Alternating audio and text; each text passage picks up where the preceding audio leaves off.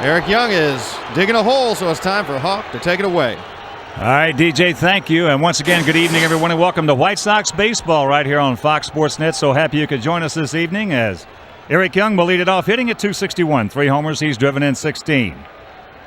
And the first pitch of the Crosstown Classic taken up and in. Cubs come in 36-21. They are 5 games in front in the Central. As we mentioned in the opening, they have won 15 out of the last 16 ball games. As the count moves to 2-0, they're hitting just .256 as a club, 4.74 team ERA. As you look at the skipper, Don Baylor.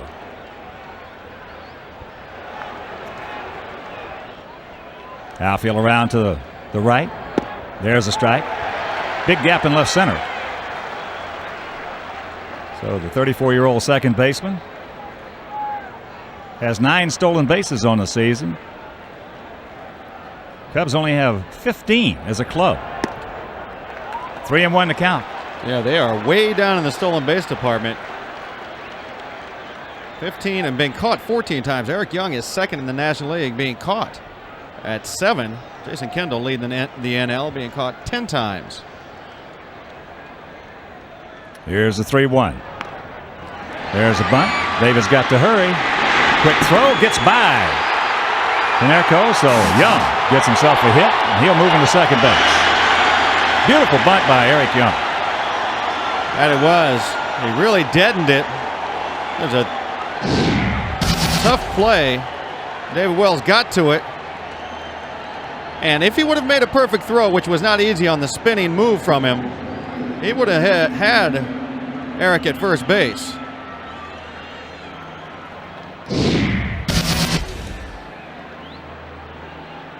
I'll tell you what, he picked a good count to drop a perfect bunt down on. Yes, he did. 3-1. So here's the third baseman, Miguel Cairo, hitting at .294, a homer.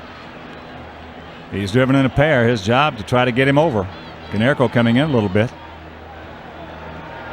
As there's a bunt. Wells.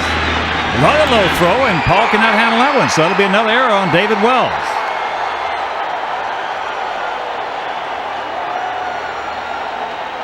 So the sacrifice by Cairo, but he reaches base on the error. So Boomer, they're making him fill this position, which normally he handles very well. Just another kind of shot put over to first base. Didn't really reach back and throw it. And again, off the mark. So 2 errors right here to the first 2 hitters.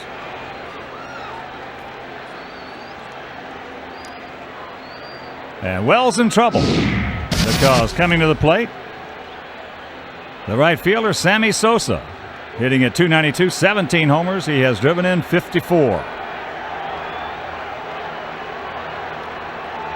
Huge gap in left center. And Sammy been swinging a hot bat.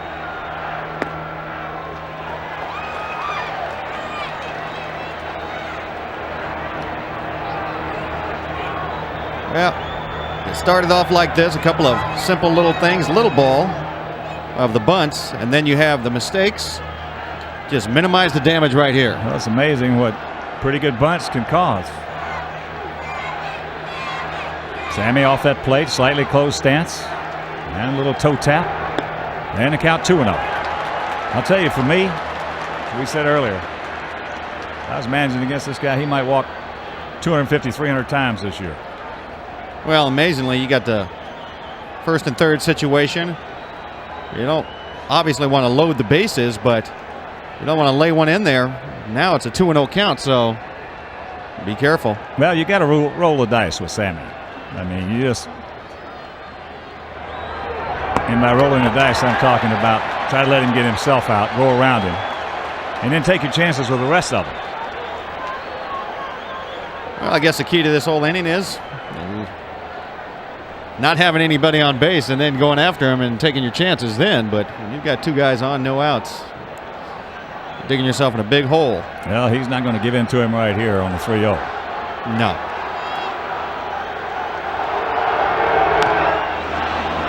Nice cutter right there, coming in on the fist. Good pitch by Wells. Well, you said it. not giving in to him, and he does throw the good cutter. Sammy, green light 3-0. He's trying to turn and burn. We'll see it here, the location. Way in the kitchen of Sammy.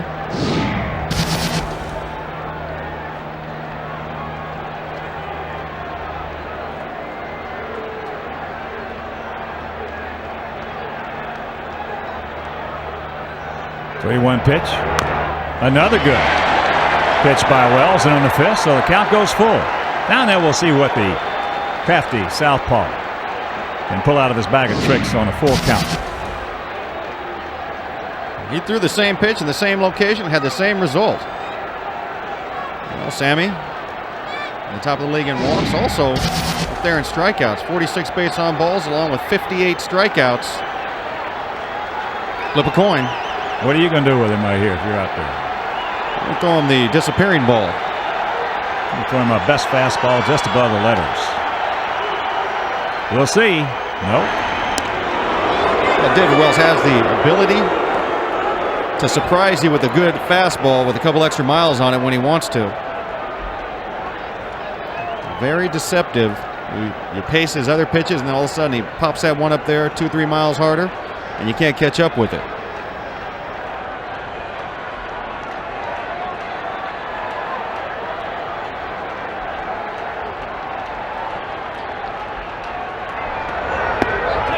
Just off the corner. Close pitch. Wells looks like he wanted it. Didn't get it. That'll load him up.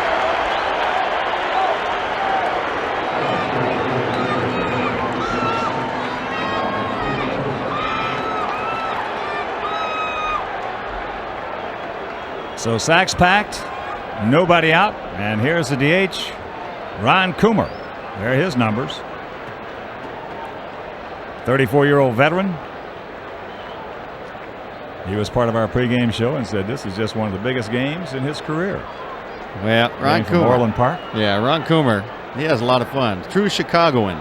I played with him in Minnesota. He's a great guy. He's proud of being part of the Chicago history. Now being something like this is big for him.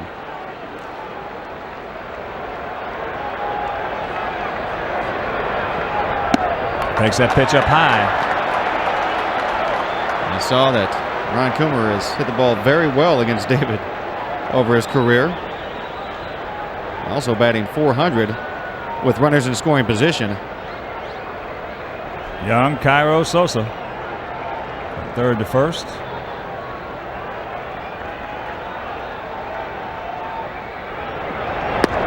And the count 2-0. So home plate jumping around on Wells, and here comes Nardi Contreras. If you're just tuning in, Eric Young laid down a beautiful bunt on 3-1 count. Wells threw it wildly to first. Young went to second. Then Cairo laid down a bunt out in front of the mound. Wells had plenty of time, picked it up and threw it away again.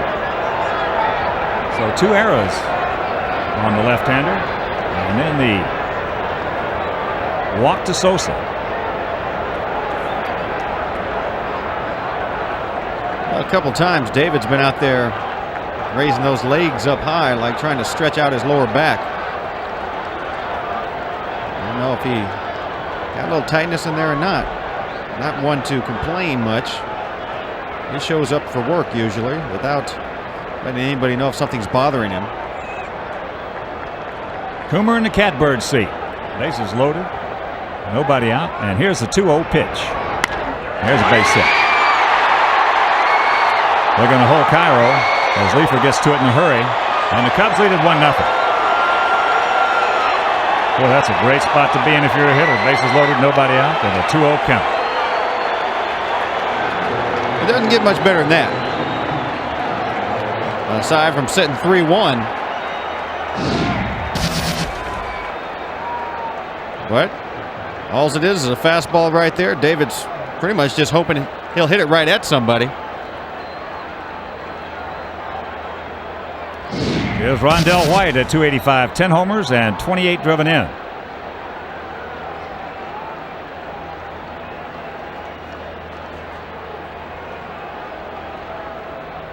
So the plans right now, a little askew. That ball hit hard but foul. Rondell He's definitely been swinging a hot bat.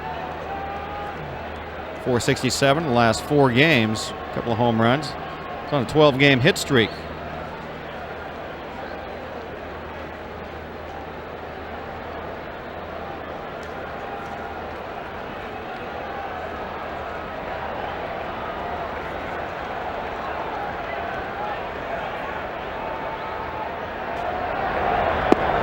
Drops the hook on, and the count 0-2. That's got to be a big pitch for him tonight. He's got to have to get that curveball over and change speeds on it. Set his fastball up. He threw it at a perfect time. This is first time he's been ahead of a hitter, and he needs a punch out right here.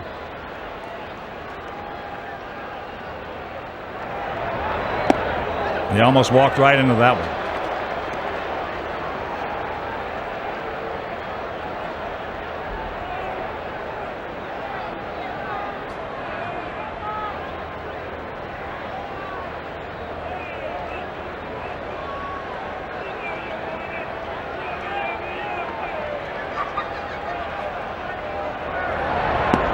Lays off that curveball.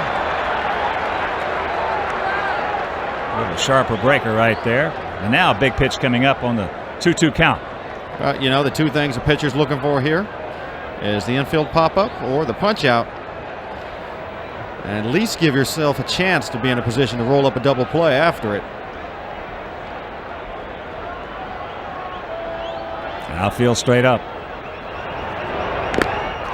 Good pitch on him, in on the fist, and he just got a piece of it.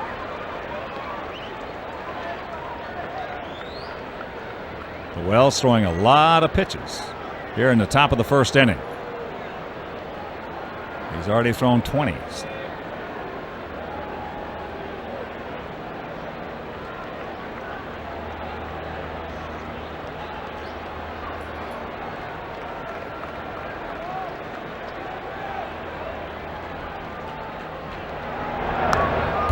Pretty good rip right there.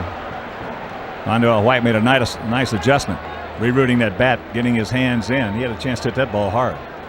Yeah, he had a very short, quick swing at that, which Rondell White does. Well, usually when you see guys on 8, 10, 12 game hitting streaks, they've got a short, quick swing.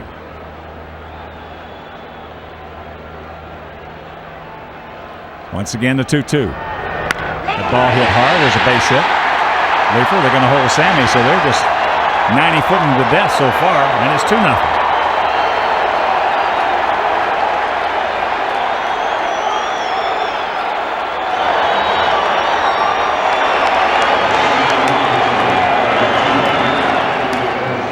David just got into so much trouble with those first 2 bunts, and then falling behind in the count to Sammy, and then after that it's just been up to the hitters. So here comes Brian Ball, assistant trainer, as Wells out there.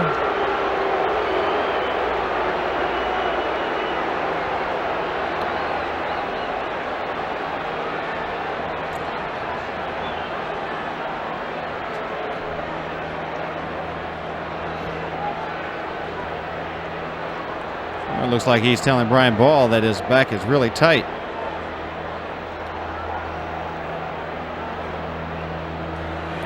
Sean Lowe starting to loosen up.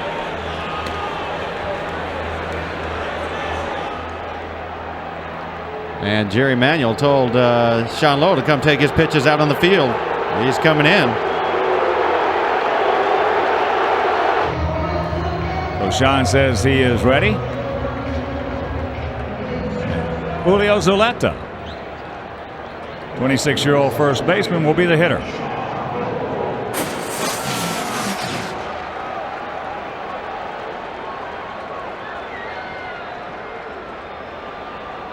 Three for his last 24.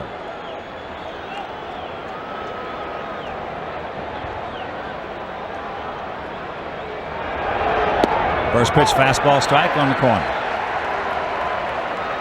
Julio only hitting .231 with runners in scoring position. And there they are, Sammy, Coomer, and White. Count evens at 1. Comes back with another fastball. This one inside.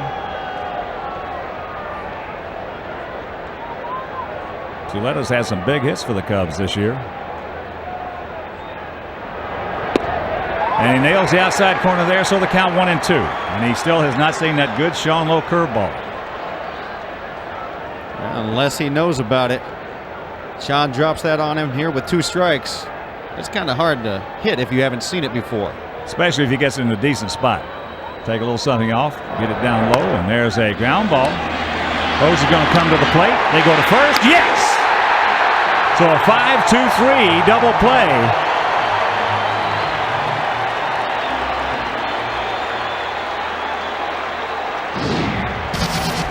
Outstanding job, Jose Valentin. He's going to get to this ball real quickly and get rid of it with something on it, giving Sandy a perfect throw and a chance to step in the line and also relay it over to first with a great throw. And look at what DJ just told you. Jose knows what the story is. He got it to Sandy as quickly as he could. So here's the switch hitting center fielder, Gary Matthews Jr. at 231, 4 homers. He's driven in 15.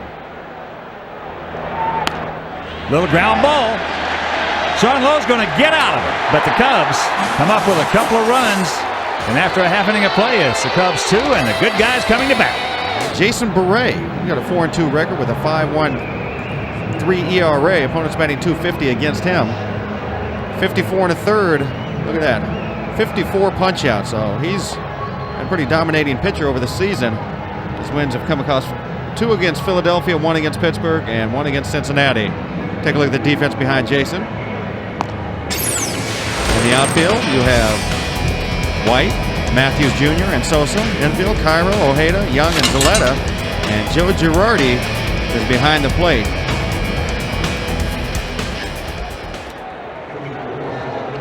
And before Jose Valentin strides into the box, before we show you our picks to click, you at home select yours. Oh, what a job by Sean Lowe coming in. 2 runs across, bases loaded, nobody out. Throws a 5-2-3 double play and then gets Matthews on a ground ball to second. Oh boy, Sean. So here's Jose at 291, 13 homers. He's driven in 32. Barea has given him some problems. He's faced him 11 times, has 2 hits. So you got Cairo in on the grass at third. Outfield swung around to the left as first pitch strike from Barea.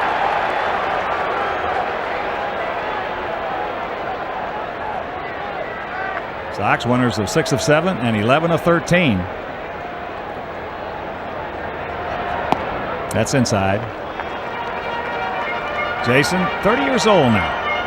6'3", 225 pounds, out of North Andover, Massachusetts. I remember him, DJ, in '93 when he first came up with us. There's a good change. He had as good a right-handed stuff as anybody in the American League. I recall. Teammate of mine back in '94. He was dominating. He was 12-2 that season. His first 2 years with the Sox, he was 24-7. That ball hit into the gap. Matthews goes over and makes the catch. What a play by Gary Matthews Jr. He got a terrific jump and makes a beautiful catch. Yeah, you better believe it. Matter of fact, you and I were talking to Sarge, Gary Matthews Sr., and he says, hey, my little guy can go get him out there. And he's starting to swing the stick a bit, but right there, he shows you he can go and run him down in the gap. I didn't think he could get there. That ball was hit hard.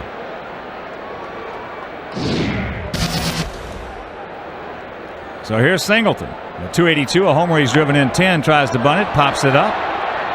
Barea is there and makes the catch. 2 down.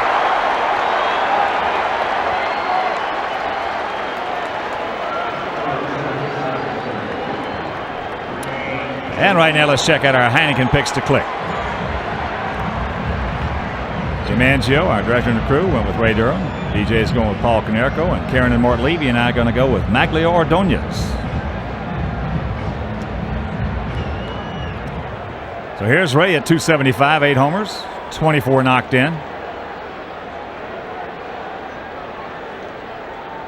And Cairo once again in on the grass at third. Off the corner.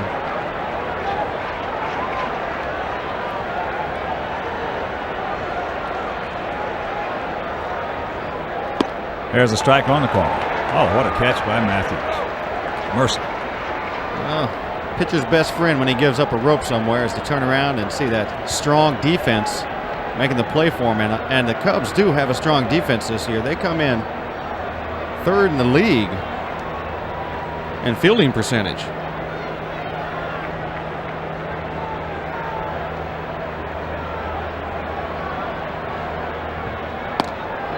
Off the corner.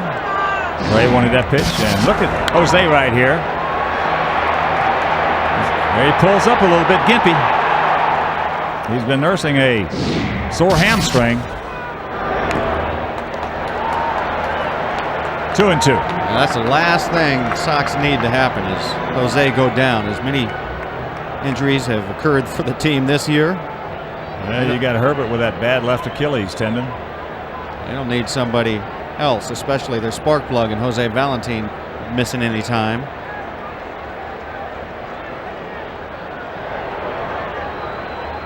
The 2-2 pitch. That ball hit hard. They won't get this one. One hop off the top of the wall.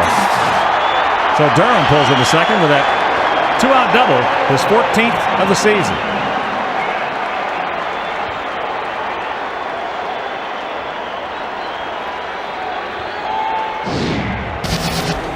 Ray swinging the hot stick. He gets a little splitty right there, and he goes down and smokes it. Nice job following that ball all the way back to the plate. And one thing that the Sox have been doing is scoring a whole lot of runs with 2 outs lately. Here's Maggs at 289, 12 homers, 39 knocked in. Outfield just about straight up as he looks at strike one at the knees.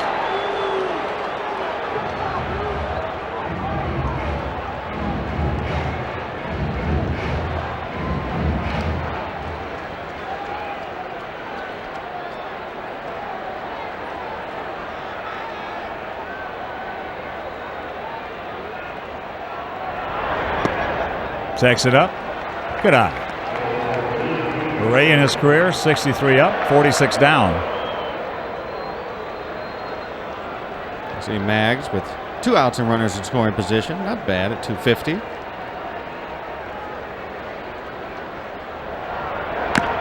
Chops that one foul. Good pitch by Bray. Well, Maggs had a terrific series in Kansas City where he was 9 for 13. 4 for 4 yesterday. A couple of doubles, couple of singles. And Jason's going to throw that sinker down and in the perfect location. Hard to get to that there. Good pitch. If it's hit hard, it's going foul.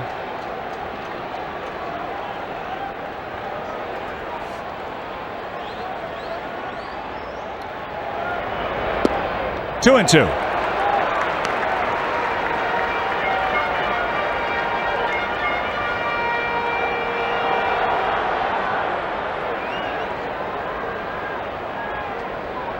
We understand David Wells suffering from a back spasm.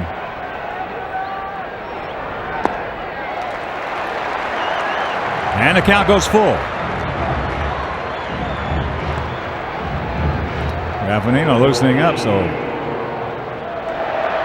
that might not be a good sign for Jose.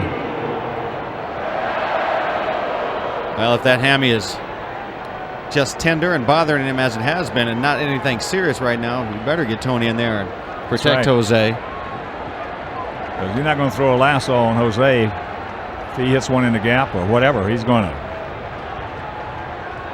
try to haul it.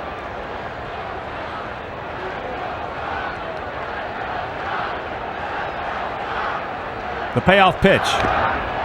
And he just did nick it.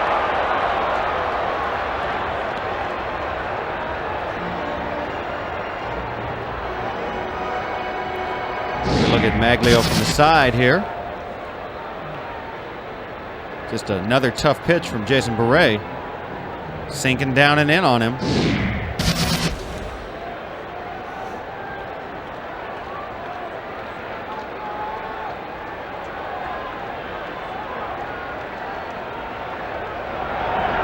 And that's ball four, so that'll bring up El Caballo.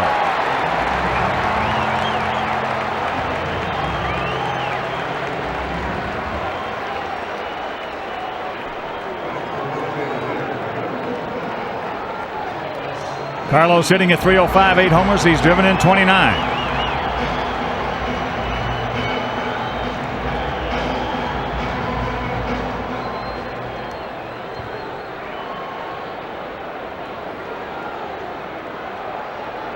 Carlos has faced Beret twice. He has 1 hit. Got a good pitch to hit and just underneath it. See Carlos, he much prefers the righties with all of his home runs and power provided facing right-handers on the season. Lefties have pretty much had their way with him.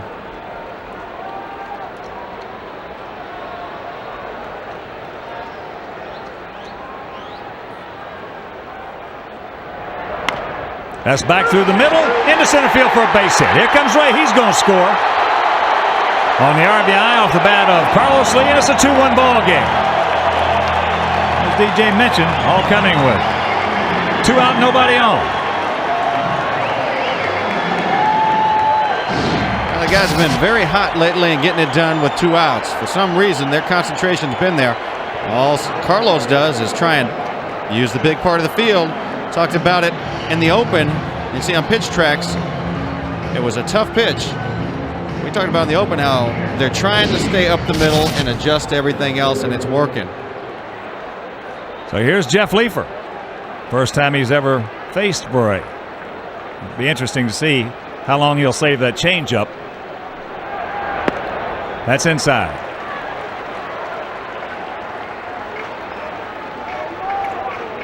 Starts him off with that fastball in there.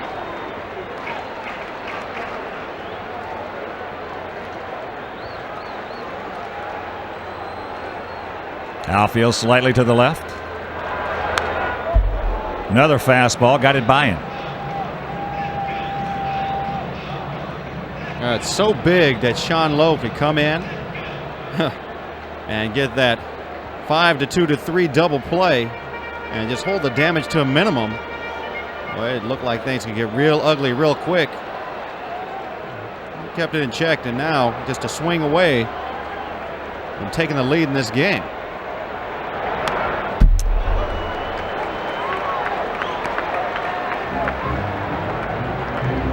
So 1-2 the count. With Mags at second, Carlos at first.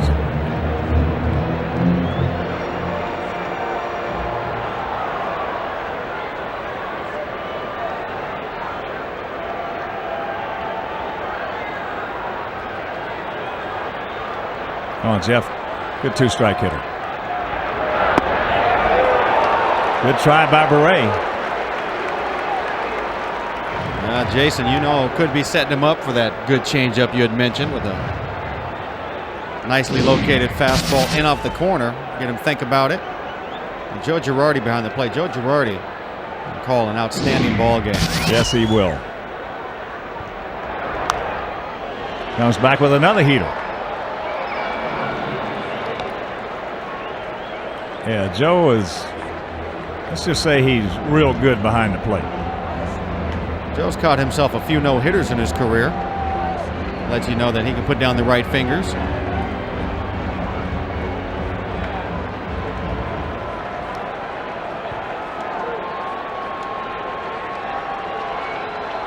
Two on, 2 out, and the 2-2 pitch. Got him on the inside corner. Good pitch by Beret, and that'll do it for the Sox. Get on the board, and after 1, it is 2-1 Cubs. Top of the second, and joining us in the booth right now is the Sox #1 pick, 16th overall round this year, and Chris Honnolan. Chris, congratulations. It had to be a wonderful experience for you. Yeah, thank you. You know, I just couldn't ask for a greater place to get picked by and a greater team. So being from Chicago, it's just that much of a thrill. Well, he had some kind of record. Let me see here. Struck out 73, walked only 4 in 45 innings. That's some kind of control. Yeah, I gotta just keep doing that now. I'm up in the pro ball. You know, that strike zone. Just gotta keep on doing it. How about the family? Family here with you as well? Yeah, they're all here. They're all here up in the sky. There's a leadoff single by Joe Girardi. A little duck snort out there. Well, we understand that you came to terms with the Sox today. Yeah, I guess everything got done. I haven't signed yet, but I think I'll be doing that Monday. So I just got to get my physical and everything straightened out. So no doubt in my mind, I'll get out there and do the job. Have they told you where you're going to go yet? Yeah, I'm headed out to Phoenix for a while, and then hopefully by the end of the summer I'll be at Kannapolis this year. So. Well, once again, congratulations, Chris. We're happy to have you in the White Sox organization. Chris Honnold from New Lenox, Illinois. There's a bunt. That's a good one. Sandy's got to hurry. Overthrows it, and the bunt is being used very effectively here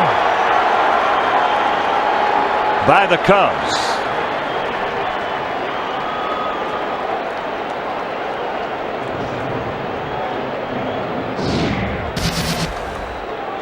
You said it. The bunt so far has been something that's killing us in this ball game. They've put down 3 of them, and we haven't handled one of them right yet.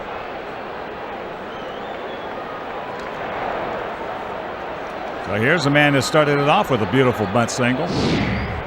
Eric Young. He's going to be bunting again. Boy, he waits a long time.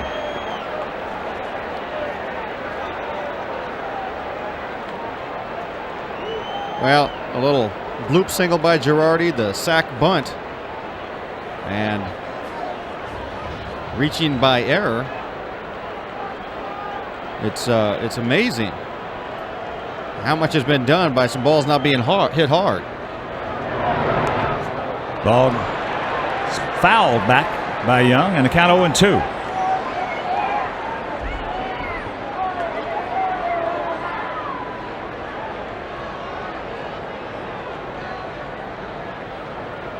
Two 5-0 for the Cubs, 1-2-2 for the Sox.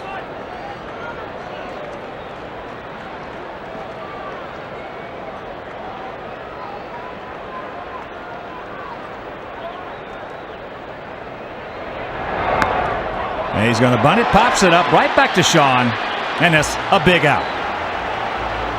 Yes, it is. So we catch a break there, and the big thing you mentioned, Hawk, is that Eric Young waits a long time. Like he's trying to surprise everybody with that bunt. Sometimes let it get a little too deep on you. And he did. He just stabbed at it the last second, let it get back on him, and pops it up back to Sean. And it had to be perfect with 2 strikes on it. Well, there's the play right there. As Young was not hauling it down the line. All Sean's got to do is let it fall. And he's going to get at least 2. That's something you got to be prepared for and ready for in practice. That's exactly right. Here's Cairo. Takes upstairs. The runners are afforded no protection on a bunt. They are on a pop-up, a swinging pop-up, but not the bunt.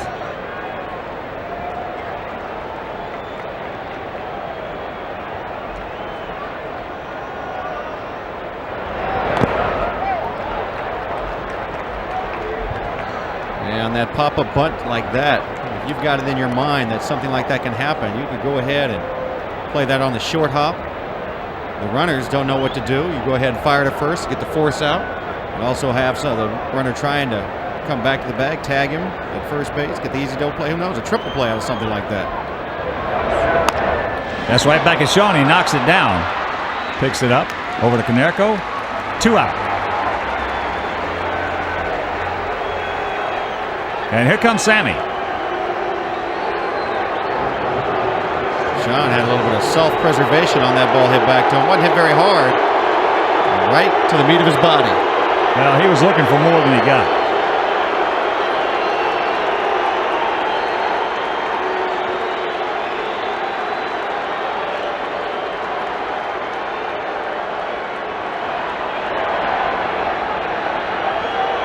First base open. There's ball 1. I don't think it'll be open very long. Are you saying he's going to be real careful? Very careful. All right. Let's see how far Sammy's standing off that base, off that plate, I mean. That's into left field. Leeper, he's there, and Sean pitches out of it. That's good. Paul Konerko will lead it off. It'll be the lower third of the Sox order. Konerko, Alomar, and Clayton. Paulie at 260, 10 homers, 31 RBIs. High in the center field. Gary Matthews is there. And here's a reminder. White Sox and Cubs wives are hosting a toy drive tomorrow at Comiskey Park. Just bring a new toy to any gate and receive a chance to win a White Sox or Cubs teamed autographed baseball. Proceeds from the event will benefit Feed the Children. For details, call 312-674-1000.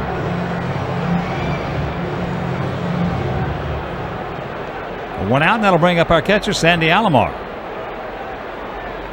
You see 6 for his last 15.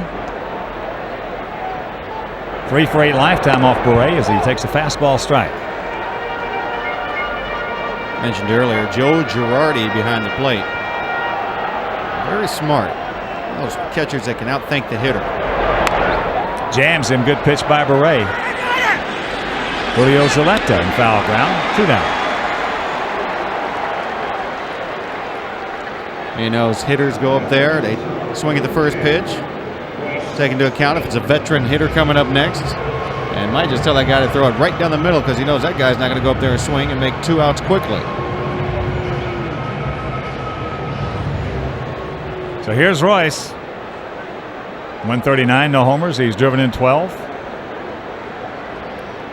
Cairo right at the cut of the grass at third. Outfield around to the right. Takes ball 1.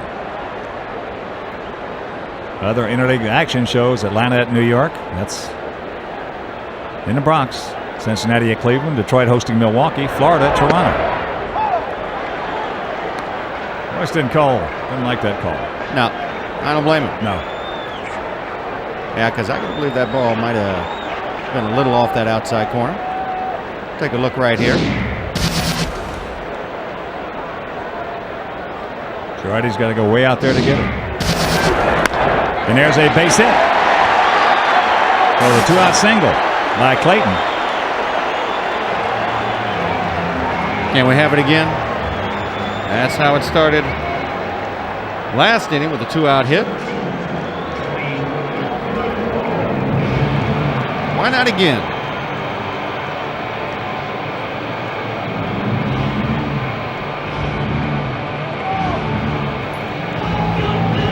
So here's Tony G, who came in last half inning for Jose, who left with that hamstring.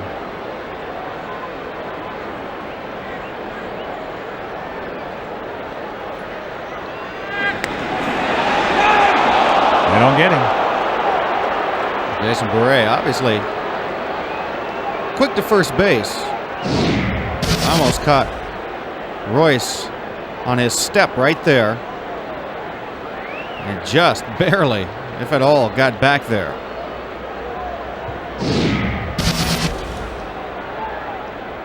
Pretty good lead by Royce. Big leg kick by Beret, and he pours a fastball over.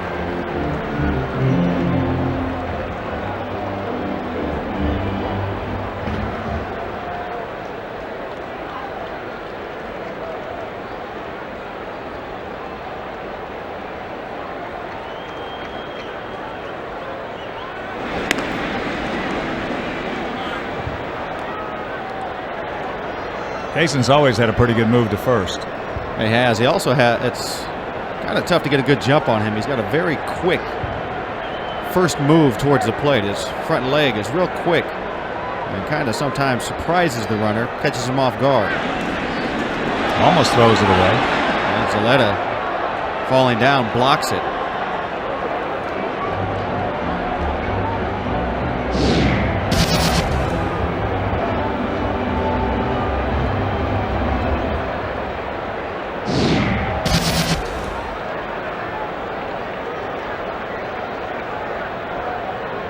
First of 3 against these Cubs. Tomorrow afternoon it'll be Rocky Biddle against Julian Tavares.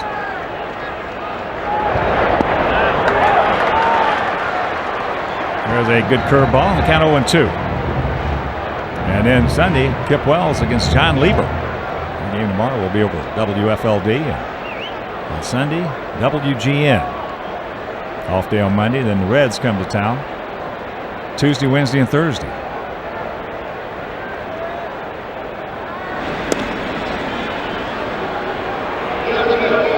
See right here if Royce will try to bail out Raffanino. Of course, Girardi knows that. Yes, he does. And Joe, pretty quick behind the plate, getting the ball down to second base. Just a matter of his accuracy. Sometimes he can be a little offline.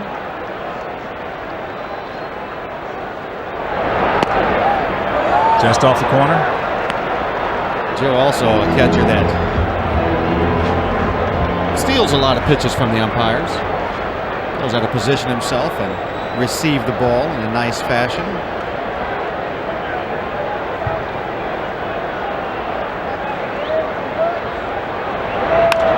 And ball slapped into right field. Sosa's there. Makes a catch and that retires the side. Welcome back to Comiskey Park. Fans are in the bullpen bar. How much paint did you go through to paint your face like this? A couple of tubes we went through. We had to buy a couple of tubes for it. You know, there's a couple of Cubs fans behind you, but no mistaking your loyalty, right? Absolutely. Sox are it. You know, the Cubs are having a great year, but it's not over yet. Sox are going to do it. All right, that'll do it from the Jose Cuervo Cantina Fan Cam. Hawk and DJ, back to you. All right, Gail, thank you very much. 0-1 the count to Ron Coomer. A 2-0 fastball from David Wells in the first and laced it into left field for an RBI single. He did not go.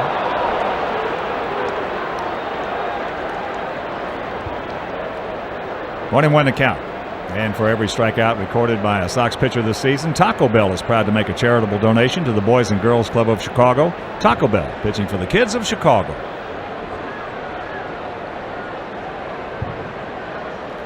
The 1-1. Off the end of the bat, nice pitch. Durham sucks it up, throws him out.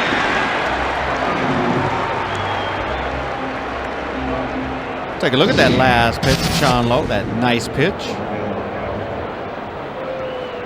Good little cutter away. Coomer was flying open, pulling off of it. And on Pitch Tracks, you can see it was a good strike for Sean. And a reminder, Pitch Tracks is brought to you by our friends at Oral Health America. Here's the left fielder, Rondell White. Had an RBI single in the first, extending his hitting streak to 13 games.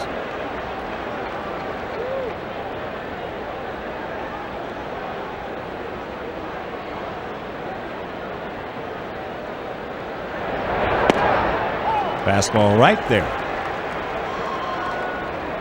Oh, good thing Sean Lowe rested. He'll be used as an emergency pitcher tonight, basically, having to be called in the first. Curveball, chop foul.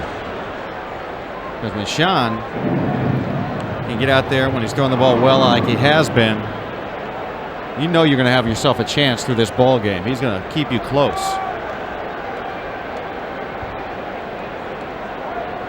So far, he's worked out of some jams and done exactly that.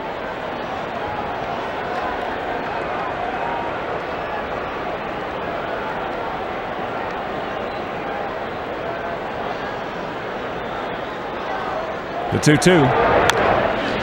Another nice pitch. Took something off that hook. Had him way out in front.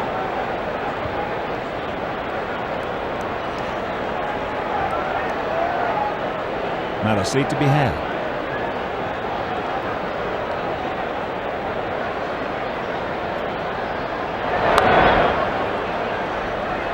Got that fastball with some movement on it. Coming in towards the hands of Rondell White.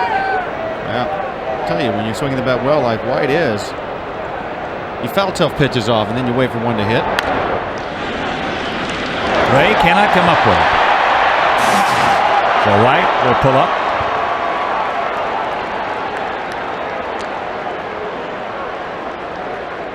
So he's 2 for 2. I don't know what happened on that ball. It looked like Ray had a chance to get to this and make the play. Just hit it weakly off the end of the bat. And Ray looked like he was timing it perfectly, and then it just took off on him. See from this angle, like Ray's cutting it off, and then all of a sudden he starts going back. Like he was going to get to that ball. Here's the first baseman, Zoletta. Fouls that one over the Sox dugout. He was the first man that Sean faced in the first inning. If you're just tuning in, 2 runs were crossed, bases loaded, nobody out. You got Zoletta hit into a 5-2-3 double play.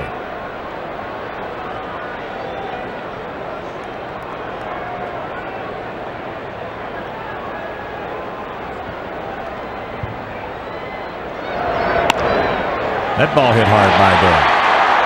White had to hold up. Now he will stop at second.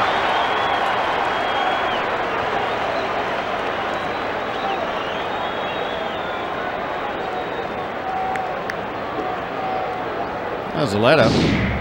Out and around the first pitch, pulling it foul on the ground, and then inside out and a shot past Ray. No chance to react to that one. That'll bring up the center fielder, Gary Matthews Jr. Grounded out to Durham to end the first inning.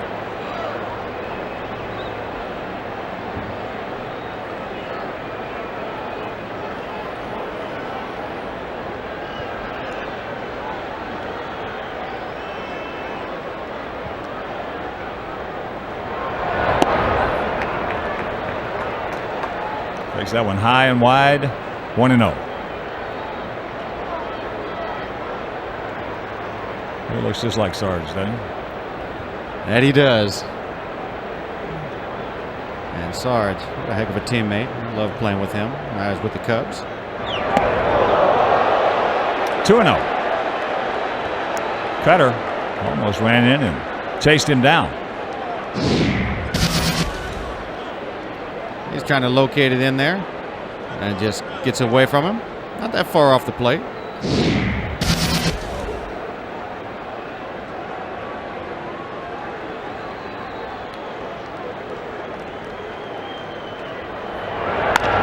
Right back to him. Take your time. Make a good throw. He does.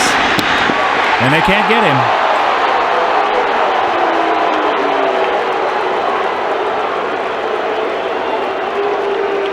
Matthews can get down that line. Well, that he can. Sean Lowe takes just that extra little step, and that probably is what the difference was. Angel Hernandez, right there, eyeballing it perfectly.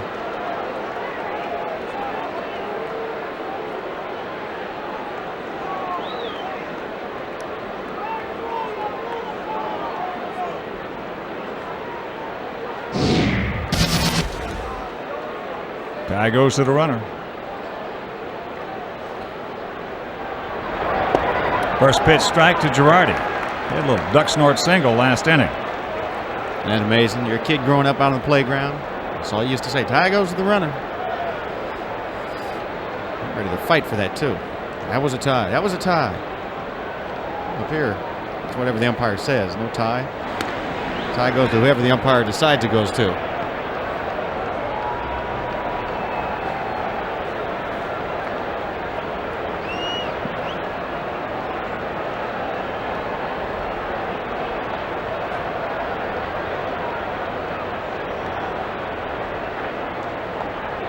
There goes the runner, and there's a ground ball. Royce up with it. Tag over to Konerko, and Sean once again pitches out of it. They have stranded 2 each inning, and after 2.5, it is 2-1 Cubs. Yeah, that's way up in the left field light standards up there. Chris Singleton will lead off the bottom of the third. Takes that fastball. No. Chris tried to bunt his first trip and popped up to Jason Beret. Cairo in on the grass as the count moves to 2-0. And we saw, Chris bunted and popped out. Saw how dangerous bunts can be. At least so far for the Sox trying to field him. Why not put it back on the Cubs? 3-0. Don't help him out. See Chris. That's getting hot. Off to a terrible start, but since been involved in this offense that has been scoring some runs at the right times. Here's a strike.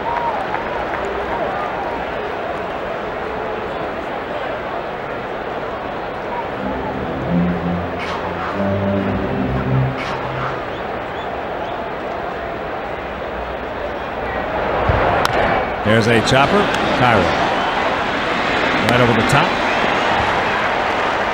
The lead man gone. And here's a reminder. The White Sox face the Reds this Thursday at 6:05. All fans will enjoy signature post-game fireworks. For tickets, call 312-8311-SOX. Here's Ray Durham. He has doubled and he has scored. One hop that right field fence.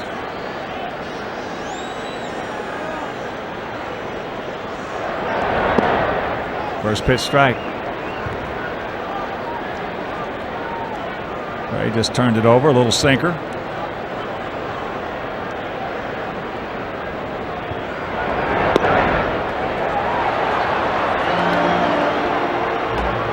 Ray didn't like the call. And themselves, one of them's got to be a ball.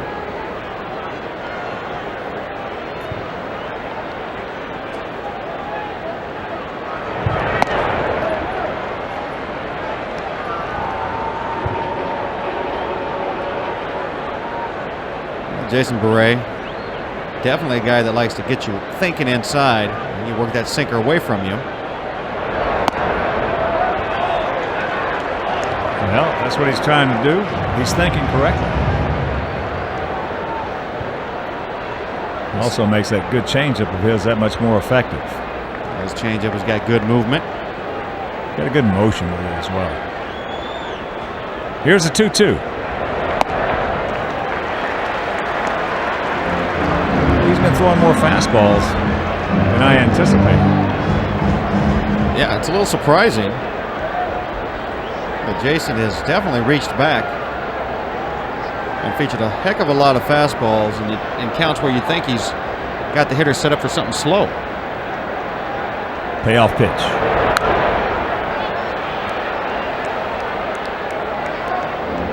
Coming right at him.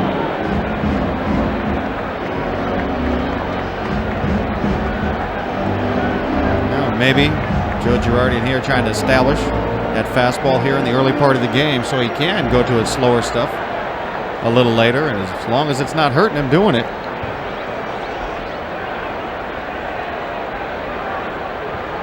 Once again, the payoff delivery. Ray just did get a piece of it. Well, that's what a pitcher's got to do. His first job, of course, when he goes out there is to get ahead in the count. Next job is to get guys looking inside. And if you can accomplish those two things, you're probably going to have yourself a pretty good outing. Jason Beret, obviously, he's throwing the ball well. Not outstanding, but he came in with 54 strikeouts in 54 innings. ERA is a little high at 5.13. That's high and deep into left center field. Rondell White back on the track. Under the starter sign, makes the catch. 2 down.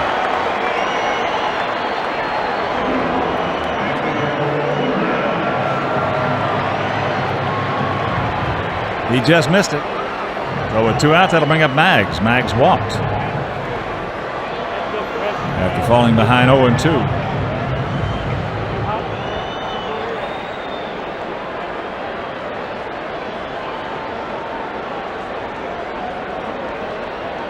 That's big, real big. We're just one swing away from tying this ball game up, even though it seems like the Cubs have had everything going their way in this game.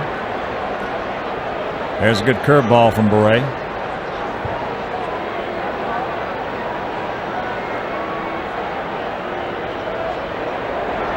Another one. And very quickly, 0-2. As I mentioned in the first inning, when he first joined the Sox in '93, Beret threw about 95, 96, and he had some kind of yacker. A heavy, heavy ball. He just froze guys with that hook and blew it right by him with a heater. Had the arm problems and has not been able to throw as hard since. But he's come a long way back. Battling from team to team.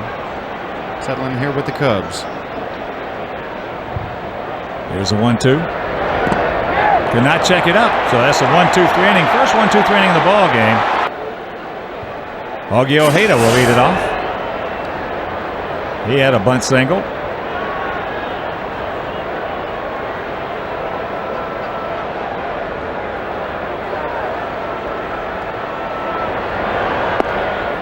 There's a strike.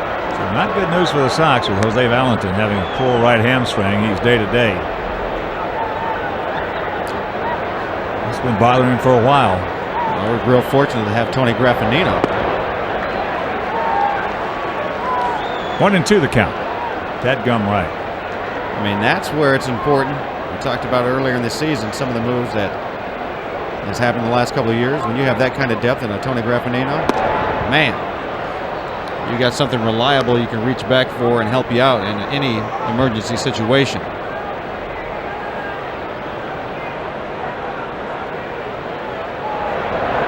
Ground ball foul. And pass. Sweet swinging Billy Williams.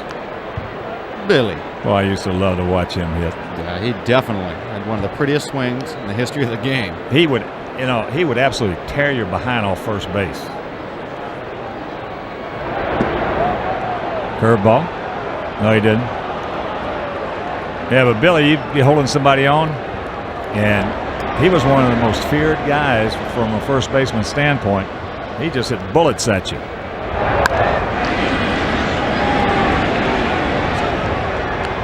Billy, he's a pretty good player in his time. And a great guy. Yeah, that is so true. Payoff. This one's fair.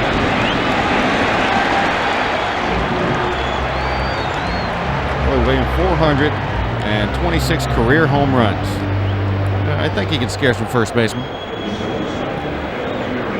You could not shoot a 30-30 by him.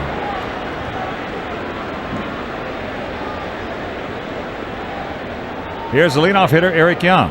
Bunt single, scored a run in the first, and he tried to bunt with 2 strikes in the second and popped up to Sean. That cutter.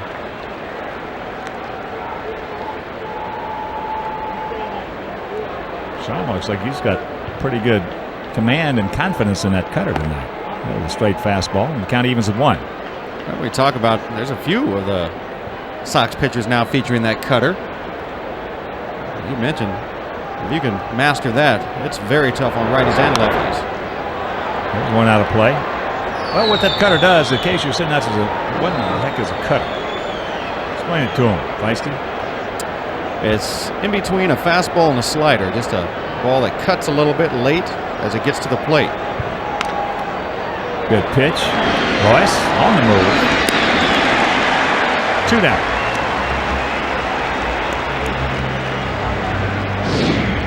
Here's the last pitch. Good breaking ball from Sean. A lot of late break on it. Let's see from pitch tracks here. That curveball. Perfect location. Here's Cairo. Sacrifice bunt. He scored a run. Bounce back to the pitcher. That cutter to the right-handed hitter from the right-handed pitcher goes away from him, and then all of a sudden he turns it over, runs it in on the hands. Now he's dealing with a wider plate. That's the reason that cutter is such an effective pitch. But I'll tell you one thing, for the most part, with some guys it really scares me because it puts a lot of strain on their elbow.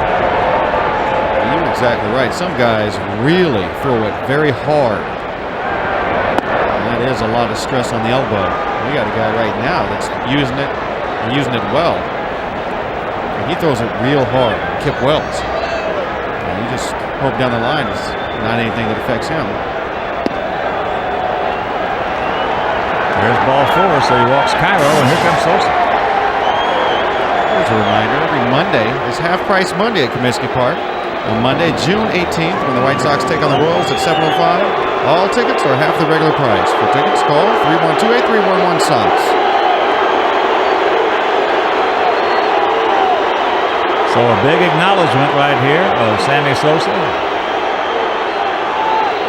Both positive and negative. No in between in this city with Sammy. Pops him up into right field. Mags. Can of corn. And that'll do it. Also, if you're just joining us, this game could have been real ugly in a hurry. David Wells started, gotten some problems, a couple of throwing errors. Cubs had 2 runs across. Nobody out, bases loaded. David had that back spasm jump up and bite him. He had to exit. Sean Lowe came on and got out of that jam. And it's time right now to have a look at our Aflac Trivia question and answer. What Major League player has scored the most runs in interleague play since it began in '97? Hey. Good call, Feisty. Why not? Knowing Dave Ross, it had to be somebody in the vicinity. Carlos Lee will lead it off. RBI single. Knocking in Durham. Outfield straight up, spread out. Cairo well back at third. Good rip by Seeley. Carlos has been taking a lot of good rips lately. Even if he's fouled them off, his timing has been pretty good.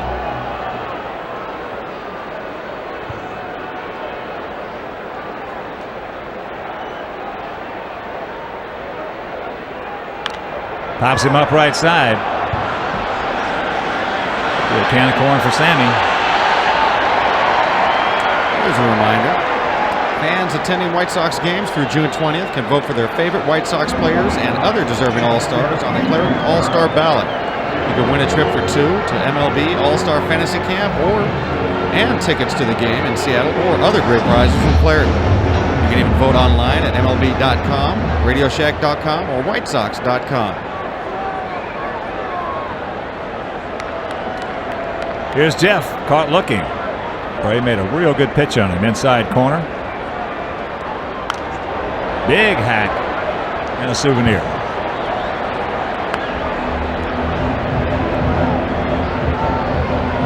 Jeff, I tell you, he takes a good rip at some fastballs. Thing is, if you get a good fastball to hit, and you like to take a good whack at it, don't miss it. There's a good pitch by Bray. Got it in the hands.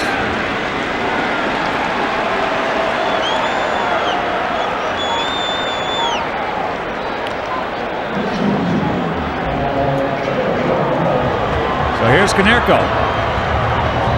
He jumped on first ball fastball from Bray, leading off the second. Fly to center.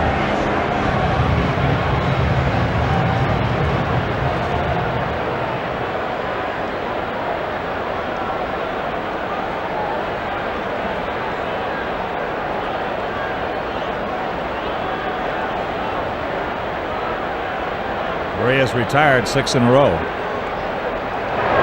Curveball, good one.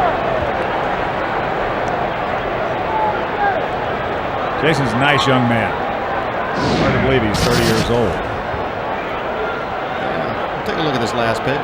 Big hammer that you've been talking about in this game. That's the high strike.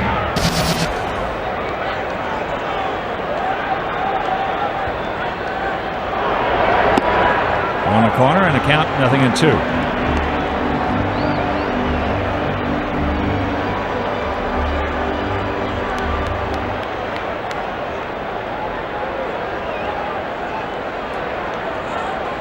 Good 2-strike hitter, Paulie.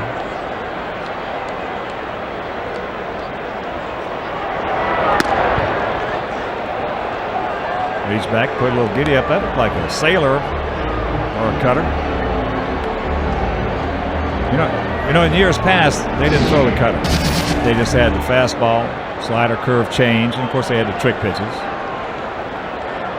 Every now and then you see somebody with a screwball. Every now and then you see somebody with a knuckleball, forkball, spitter, whatever.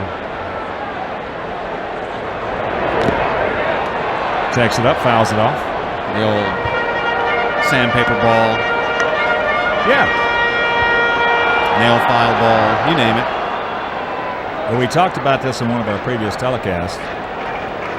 Best cutter I ever saw when it first came into prominence was Juan Guzman from Toronto. Boy, he had some wicked stuff. And of course now Mariano Rivera, the outstanding closer of the Yankees, throws a great cutter.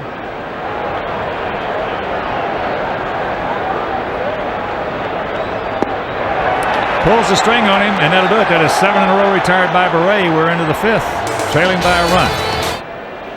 Got a big break. Sean Lowe coming on and quickly getting the bases loaded double play to help keep things in check right where they're at 2-1. DH Ron Coomer will lead it off. 1 for 2 with an RBI. That coming in the first. This thing could have got Ugly very quickly. You just don't see it very often, that double play induce, a 5 to 2 to 3 double play to save a run. And Jose Valentin making a nice play, firing it quickly to Sandy. Well, that's when you called it right off the thing. That's the point you brought up. That was a key. He gave it to him, a good throw as quickly as he could, so he could get the double play. As that's popped up, Clayton going back, pointing to it. Singleton, watch out. Singleton now taking charge. 1 down.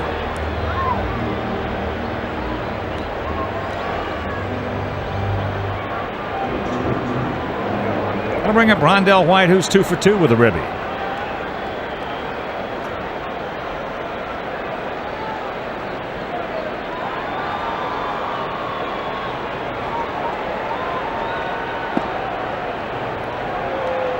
Well, it looks like he's seeing the ball very well. Yeah, even when he's swinging at tough pitches, he's getting the sweet spot of the bat close to him. Pitches have tied him up. Aggressive swings.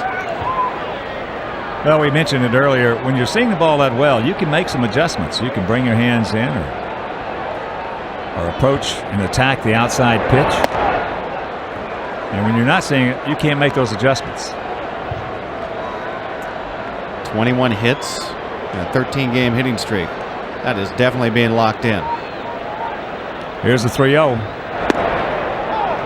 Taking all away. You keep talking about how when you're seeing the ball this well, it doesn't matter. It looks as big as a basketball to you.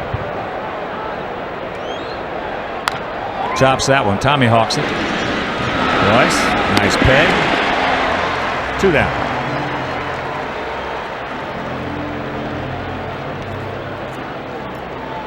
John Garland, you see he's got it heated up.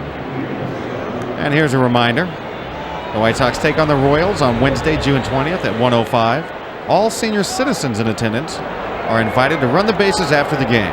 For tickets, call 312-8311-SOX. Julio Zuleta. First pitch strike. He hit into that 5-2-3 double play, and then he singled hard by Ray.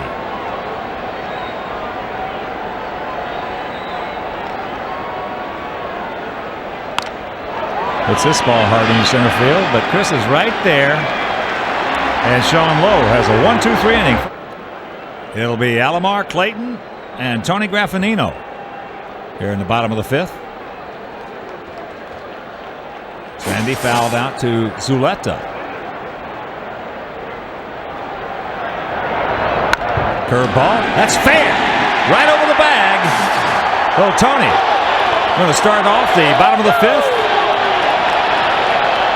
Sandy, I should say, with his 6-2 back. That'll work. Good things started right with the runner right in scoring position. Now they got the job of getting them along across the plate. This one just stays fair right over the bag as Jim Wolf down that third base line is right on top of it. He's watching it all the way as a fan reaches out and gets himself a souvenir. You're not going to let that beer go in. He didn't need to. He had the hat placed rightly. So here's Royce. He singles sharply in the hole between third and short. His job, get him over. Corners in close. Looks at first pitch.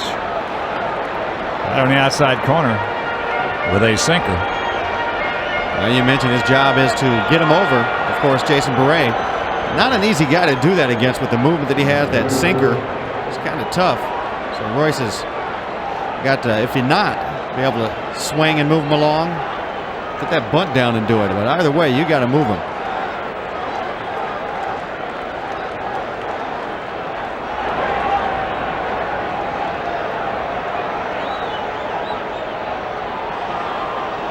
Ojeda coming over.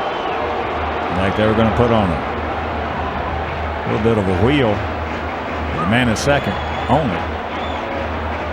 I like it. Well, they're anticipating now Royce doing whatever it takes to get them over to third base.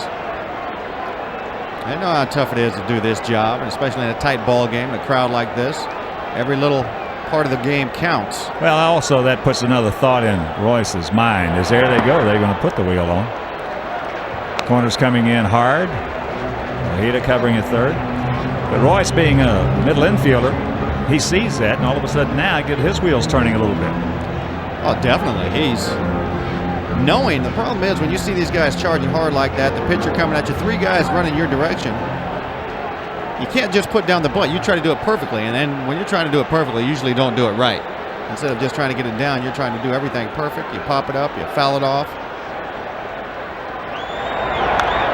Royce trying to take him into right field, fouls it back. Now 1-2 the count. So effectively they charged in on Royce and made him change his thinking, and they stayed back that time. That's why that wheel play is so good, because you get the hitter thinking. And as you mentioned, you put the pressure on him, the onus of responsibility on him, because he knows he's got to make a real good bunt. That ball hit hard into center field. Matthews got a good jump. He's back there. Alomar will tag. He'll get into third, so Clayton gets the job done. Boy, he hit that ball hard. Just a bullet. That's a great job, Royce. Sticking with the plan, trying to move the runner along, and he does whatever he has to. Driving it with 2 strikes off of Beret to the big part of the field, right on the button. You said it.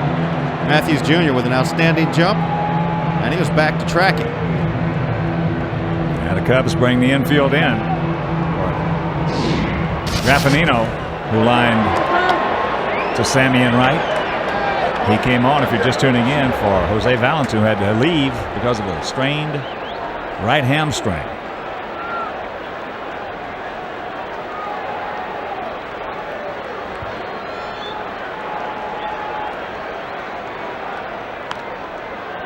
Tony trying to use the big part of the field, fouls it back. Had a good pitch. Took a good whack at it.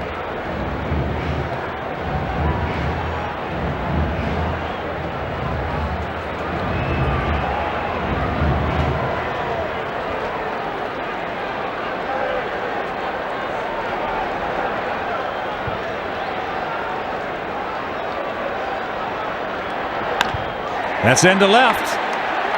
Rondell White has his back up. That'll get the job done as Sandy will tag. He will score, and this game is tied at 2.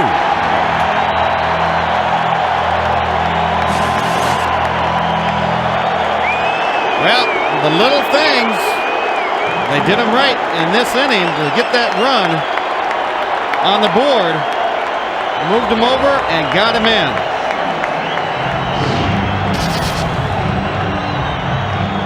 That ball is placed nicely on the hands of Tony. He pulls the hands in and hits it just above the label, far enough.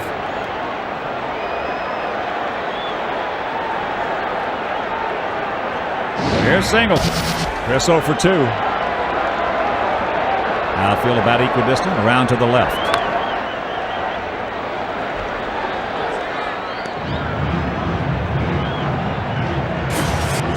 Starts him off with a good changeup, had some outstanding downward motion.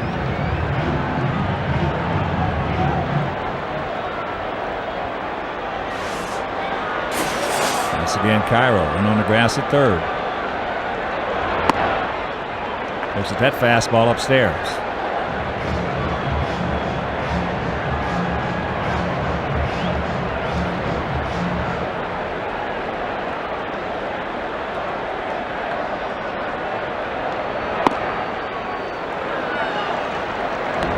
Bit high. 2-1. So instead of the Sox doing what they've been doing a whole bunch of lately, scoring a run with 2 outs, working hard to get it, they do the little things right, the baseball things right, and score one here, move them along and get them in. Pretty good rip, just a little tardy. We have a second. Here's a reminder. White Sox take on the Orioles on Friday, June 29th at 7:05. The first 15,000 fans, 21 and older, will receive Sox 100th anniversary Tankard mugs, courtesy of Miller Lite. For tickets, call 312-8311-SOX.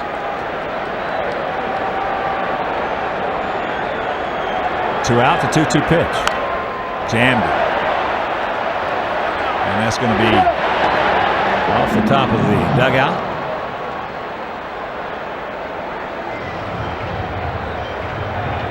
Hey, we got such a playoff atmosphere working here tonight. A lot of people in attendance, a lot of energy. Remember last season, the Sox, where they played so well in front of big crowds like this.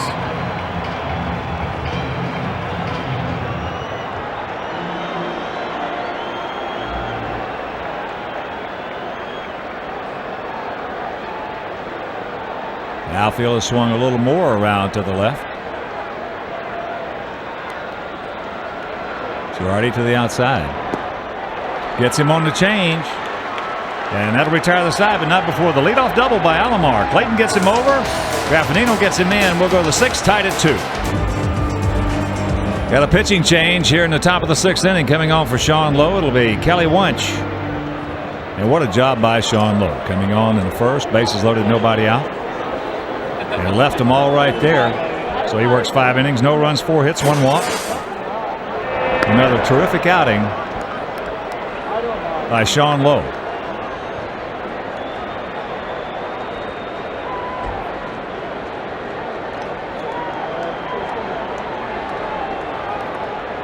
Gary Matthews Jr. takes a strike, and that evens the count at 1. You see Kelly's numbers. He's on for the 29th time. ERA is 6.52. Opponent's only hitting .233. 13 strikeouts and 19 in the 3rd.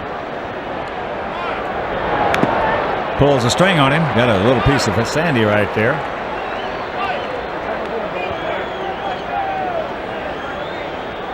One and 2 the count. Girardi on deck and Ojeda in the hole.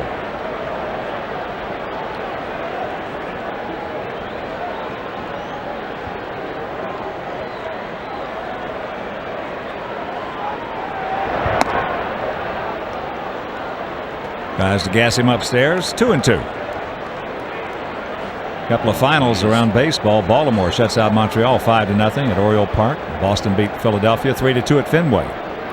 Other action: Yankees shutting out the Braves 7-0 in the Bronx. Cincinnati has taken a 5-4 lead over Cleveland, bottom of the 7th at Jacobs Field. Detroit 7, Milwaukee 3, top of the 7th at Comerica Park. And Toronto leading the Marlins 5-4, top of the 8th at Skydome. I love interleague play. Yeah, you do. I know you do. So he walks the leadoff hitter. And talking about Sean Lowe, let's check out our Mercedes moment coming in. First man he saw, bases loaded, nobody out, was Zuleta. Bottom of the 1st. Good play by Valentine.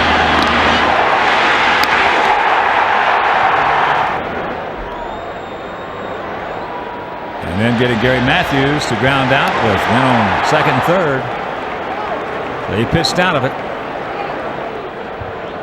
And here's Girardi. He's 1 for 2. First pitch strike.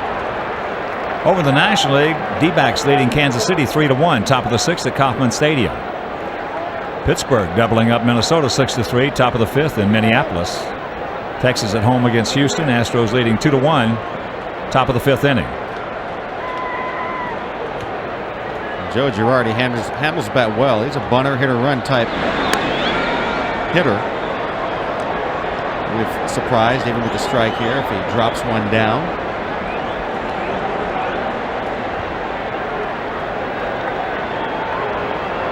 There you see Matt Ginter, 23-year-old right-hander. Little chopper. Kelly's play is going to be the first base, and he throws it bad, but Kaneko is there. Boy, that's amazing. We've seen that's the 3rd bad throw. The first we have seen by a pitcher. I mean, that is a serious shot put job right there from Kelly. He turned and realized he was standing so close to Paulie. This is not an easy thing for Paulie to do and receive this ball. after this throw from Kelly, he's going to wheel, and it's like, oh, I'm right here. And then Paulie's got to go right into the runner and watch that into his glove and just forget about his body, knowing the guy could just come barreling into him any second. That's a good job. Paulie's had to do that a few times tonight. So here's Ojeda. Had a beautiful bunt single, and he is grounded to first.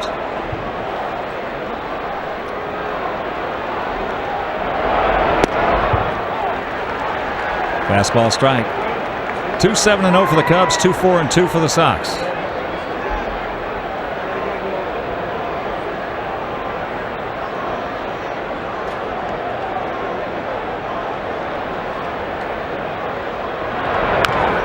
Tops that one foul.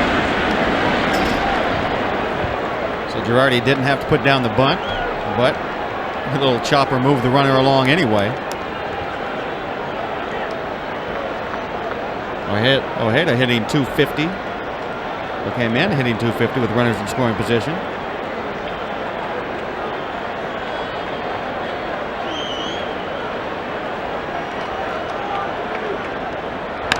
Ground ball right side. Takes a nice little Seven Bridges bounce there for Durham. 2 down.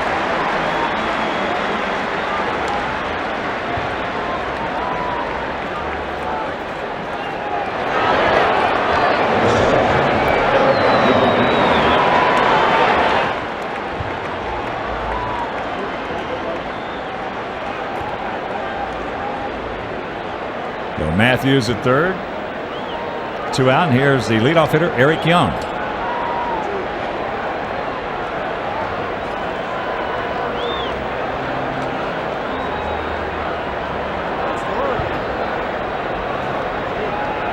Now Sandy goes out, talk things over. 45,936 in attendance. That is the largest regular season crowd at New Comiskey Park. Yeah, big crowd here, a lot of energy. Imagine like a playoff atmosphere. Well, here comes Jerry Manuel. He wants Eric Young to look at a right-hander. Eric Young had a big year once in Colorado. Drove in 74 runs. Leadoff guy, that's a bunch, especially in the National League. Now he makes the call to the pen. So Kelly Wunsch will depart. He works 2/3 of an inning. Matthews at third, his responsibility. Matt Ginter comes on, and we'll be back. So Matt Ginter comes on. And the runner aboard. His numbers down in AAA Charlotte. He was 2-2 with a 2.93 ERA in 15 games. 7 of them were starts. And 58 in the third innings. He only gave up 46 hits. That's good, along with only 2 long balls, 22 walks, and 44 strikeouts. Well, the 23-year-old right-hander, 6'1", 220 pounds. Winchester, Kentucky. Asked to get a job done here in a big spot in this ball game.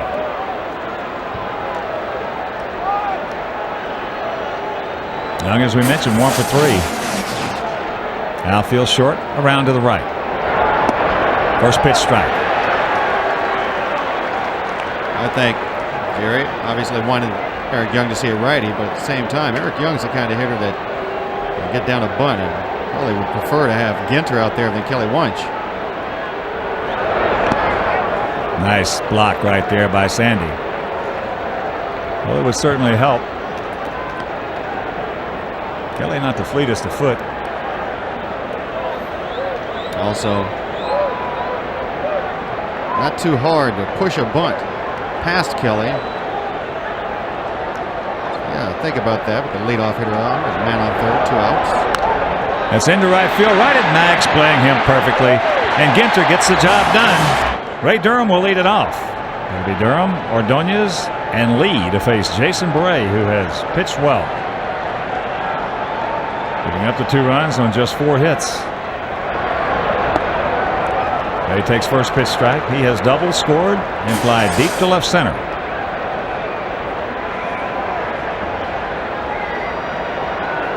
19th meeting between these two clubs in interleague play. First 18 games, they have split them. No, only appropriate. A little past halfway in this one. They're even at 2.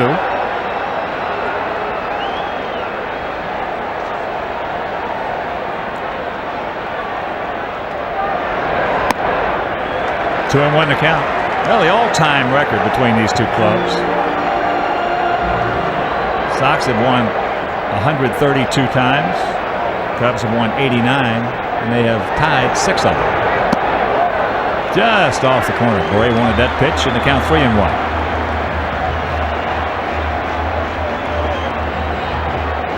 Well, even during that 9-9 overall record since interleague play began in '97, the Cubs have outscored them by about 15-20 runs.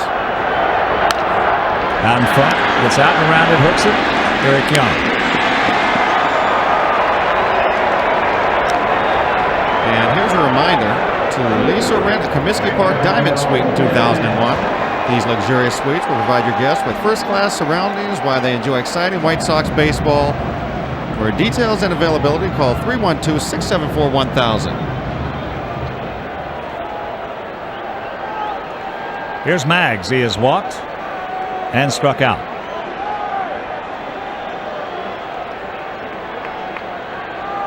Bray wanting to throw that fastball tonight.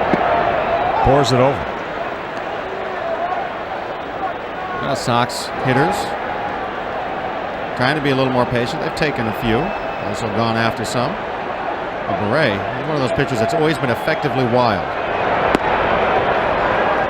He has. That's a good call for him. Especially when he had that 96-mile-an-hour fastball. Yeah. To start off his career in '93 and '94 with the Sox, 24-7. He had some hitters really off balance.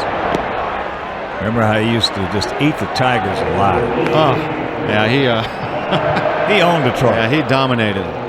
And I don't blame him. I mean, he had dominating stuff then. I mean, I talked to a few opposing players at that time, and they said, man, that Jason Beret, I want nothing to do with that guy. He had as good stuff as right-handed stuff as it was in the league. And then you had Wilson Alvarez from the left side that everybody said the same thing. Maggs a little tardy. I'll never forget that 3-game sweep we had of the Indians here at the ballpark. Jason started it off in that 3-game set. I mean, he just stuck it right up there behind. Pitching inside. He was burying everybody inside. Then Wilson Alvarez comes in, did the same thing. Alex Fernandez comes in, 3rd game, and did the same thing. Indians had no chance. There was some stuff coming up to that plate. That curveball hit in the right field, but Sammy playing in perfectly. And not to even mention somebody that didn't get in that series, and Blackjack McDowell. That's some kind of starting staff that the Sox featured back then. That was a stuffed staff.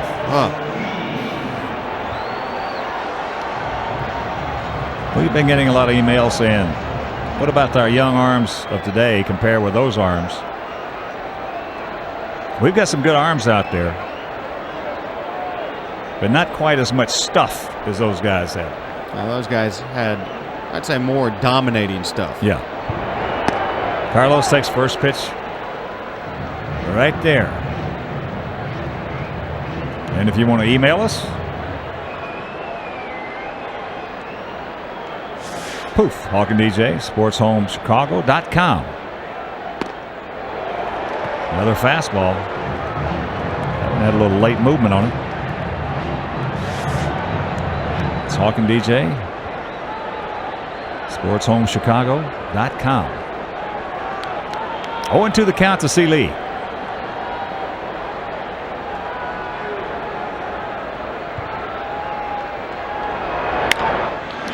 Reaches out, slaps it.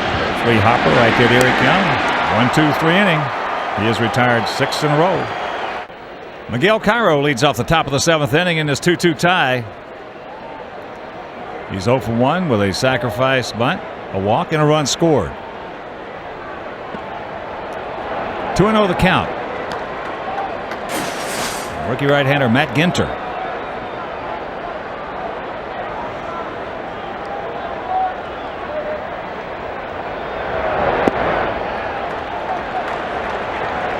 Come on, Matt, no walks. Well, especially no leadoff walks. Battle back here.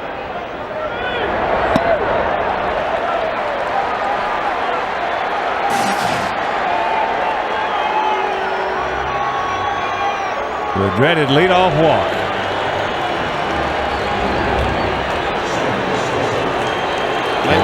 Kenny Vining. Lately, those leadoff walks haven't hurt as much as they did earlier in the year.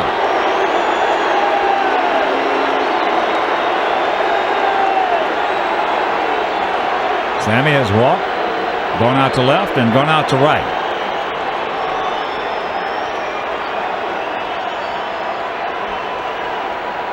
Big gap in left center. That's 5 in a row.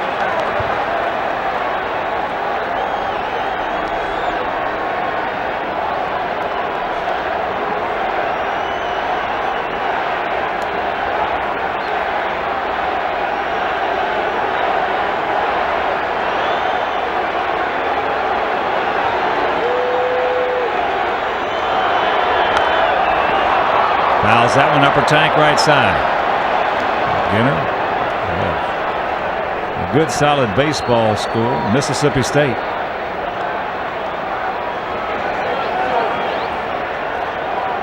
See Sammy, Todd Helton, a couple of Colorado guys up there on top, and Larry Walker.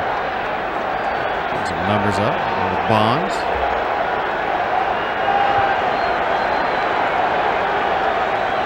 Cairo just a normal lead. Has a broken bat into left field. Leafer racing over, cannot come up with it. Sammy on his way to second. He will get there, so here come the Cubs. Nobody out, ducks on the pond.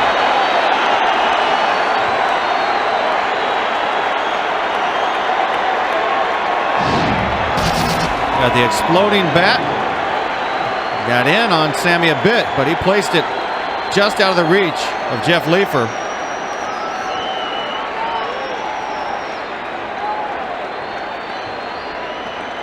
That flying lumber all the way out to shortstop.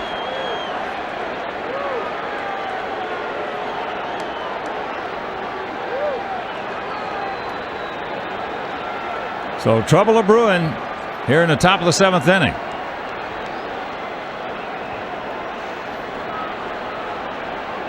Well, let's have a look at that last pitch from Ginter. Running in on Sammy. Well, with most guys, there's just been a little flare in the short left field.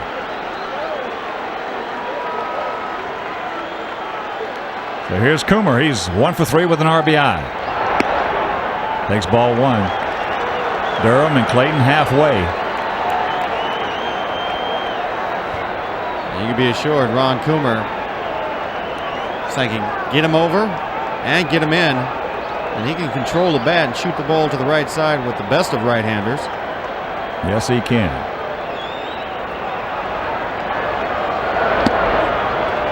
Pretty good breaking ball right there. Didn't get it.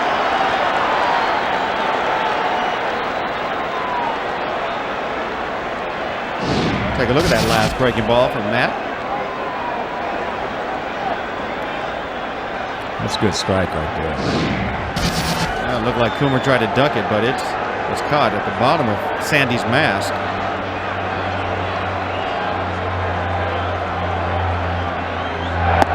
Chases a high one upstairs.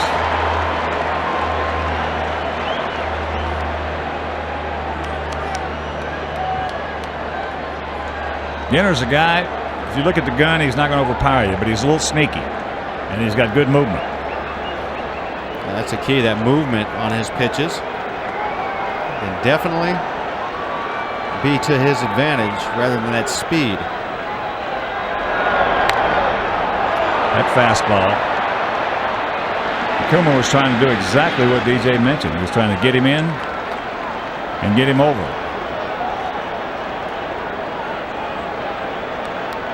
Double-barreled activity for the Sox. Garland and Viney.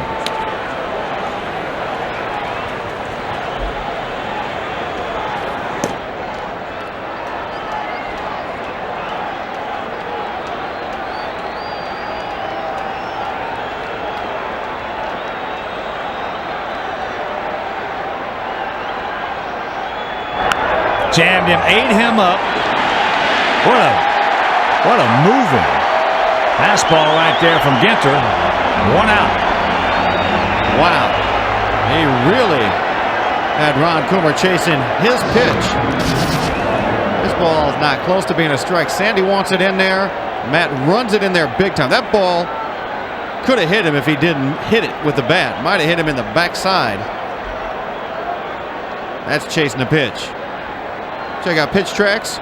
See how far that ball is in on Ron Coomer. He had it in his mind. He was swinging. That's a center field view. You see it. Well, he had in his mind he was going to still try to get him over and get him in.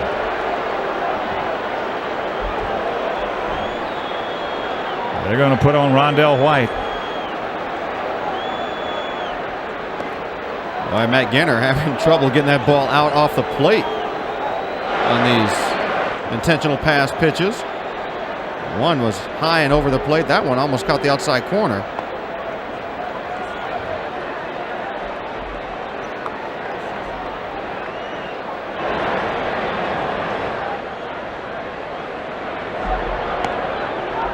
So the intentional walk to White will load him up.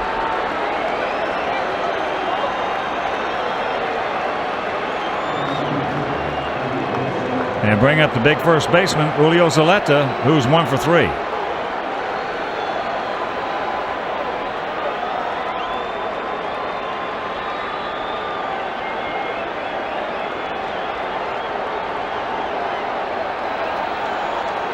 Sox trying to dodge another bullet right here. Watch out, that hit him. So the leadoff walk will score. And it's a 3-2 Cub lead. He had nowhere to run, nowhere to hide. Tell you what, good thing the base is loaded here. Julio Zaleta would have felt this pitch was thrown at him intentionally because it started behind him as he jumps back into it. That, in most cases, with nobody on, is a perfect example of a purpose pitch. Bases loaded. He knows Ginter was not trying to do that.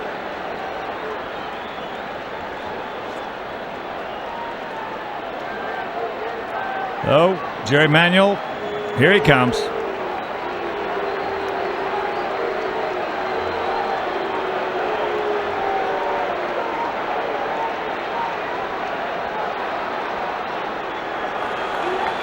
So Ginter works 2/3 of an inning.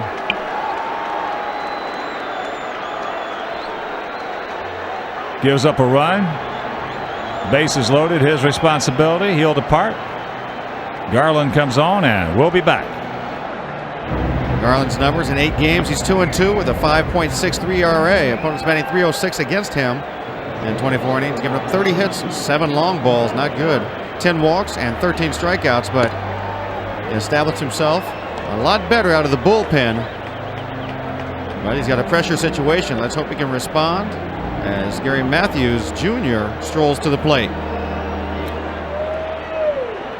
So the switch hitting center fielder grounded to second, bounced out 1-6, and he has walked.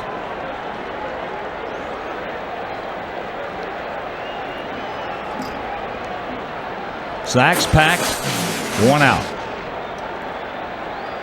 And it's going to be tough to double up Matthews. We saw that back in the 3rd inning. First pitch, sinker outside.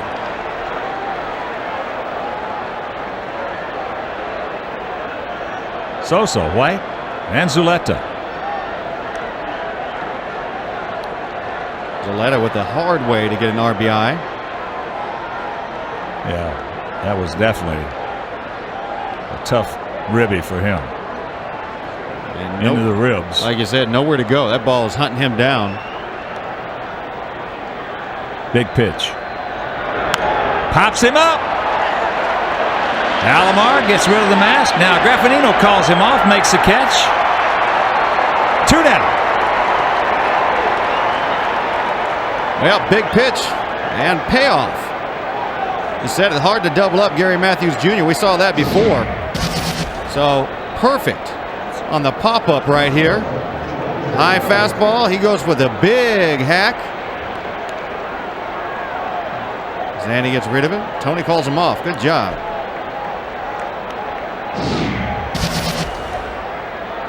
Well, here's Girardi. He's 1 for 3. A little duck snort single in the left field his first trip.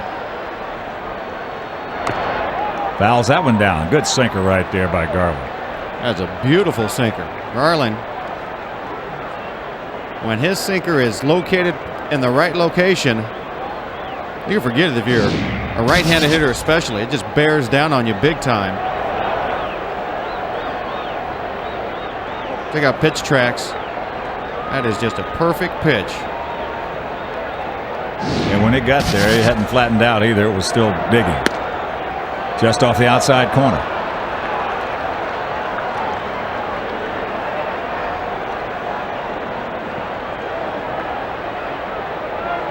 So John Garland, drafted by the Cubs.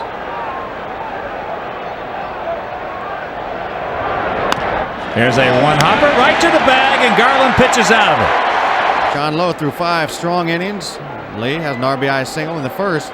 Julio Zaletta gave the Cubs the lead by taking one off the back with the bases loaded from Matt Ginter. Now they're on top 1 run. 45,936 in attendance as Jeff Leefer will lead off the home half of the 7th. It'll be Leefer, Konerko, and Alomar to face Jason Bourret. Takes that pitch inside. Jeff 0 for 2 tonight. Bourret's made some good pitches on him. I caught him looking his first time up with a nice fastball in the inside corner. There's a little chopper 2 hopper.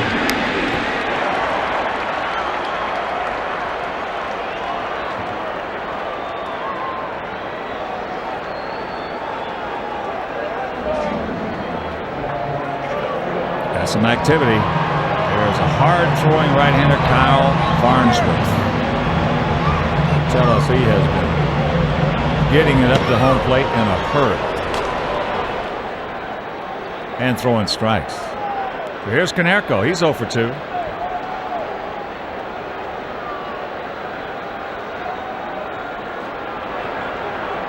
Ray has retired 14 out of the last 15 he has faced. A little tardy. I've heard that the Cubs, if they can get their starters to go get them to the 6th, 7th inning, they've got 3 guys down in that pen that have been doing an outstanding job holding it in check. And Farnsworth, Facero, and now Tom Gordon's back. Flash is back. And he's throwing the ball very, very well. Oh, good rip at that one. Meanwhile, underneath it. Meanwhile, 0-2 the count. Well, Bourret has really pitched well. We only have 2 hits since the first inning. Well, the Cubs pitching has been the key to their success. Jason Bourret having himself an outstanding night tonight, but fortunately for us, we've dodged a lot of bullets. And we're 1 swing away from getting this game even. Change up downstairs, 1-2. Oscar Acosta, the pitching coach for the Cubs. He'll be proud of what he's been watching.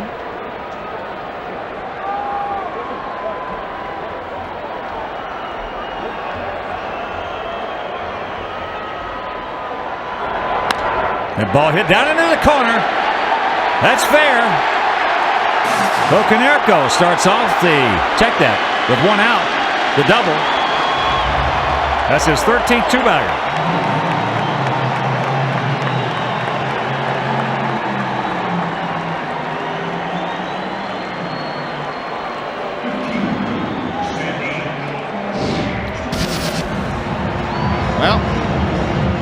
really trying to get it started here, give us a chance. He just chops through that high fastball and drives it down in that corner.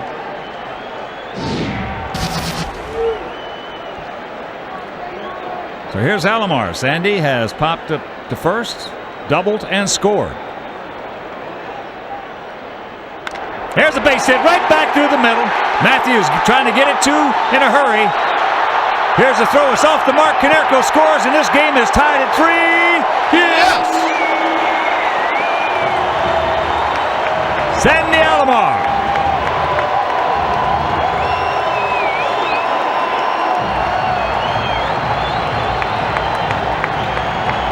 We've been seeing a lot lately. The guys using the opposite field and back up the middle.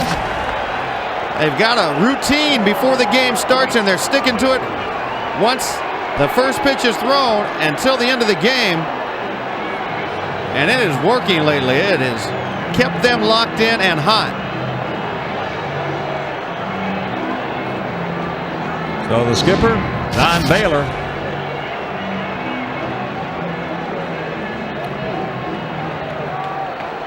Ray will depart. As we mentioned, he pitched a real nice ball game tonight. He works 6 1/3, giving up 3 runs, 6 hits, 1 walk, had 3 strikeouts. He departs, and we'll be back. 15 strikeouts last 6 innings. That's pretty awesome right there. Wow. So here's Royce Clayton. He's 1 for 2. Solid single. Then he got the job done back in the 5th inning after Alomar let it off with a double. His first pitch strike at 94.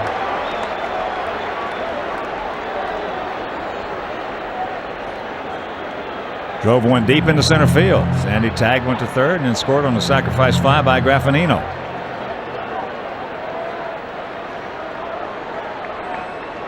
Royce had himself a good day with the bat. Yes, he has. The knock and a great job driving it deep out there. There's a balk.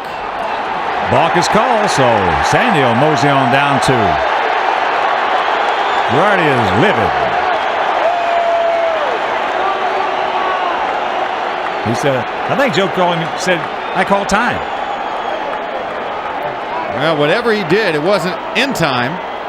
And Joe Girardi is always a very emotional guy behind the plate. And he's not afraid to voice his opinion.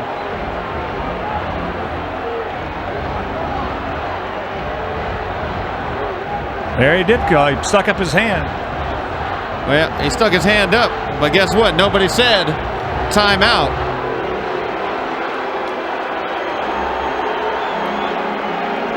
Well, he starts right there. Right there.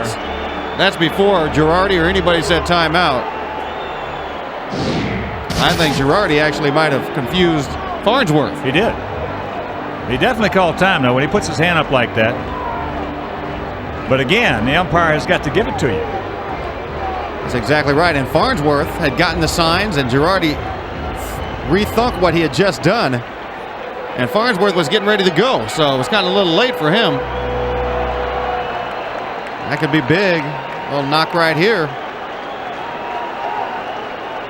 25-year-old right-hander, Roswell, Georgia. Turns and burns, and it's 1-1. And Royce, he's been doing all of his hitting really with men in scoring position. Why not some more?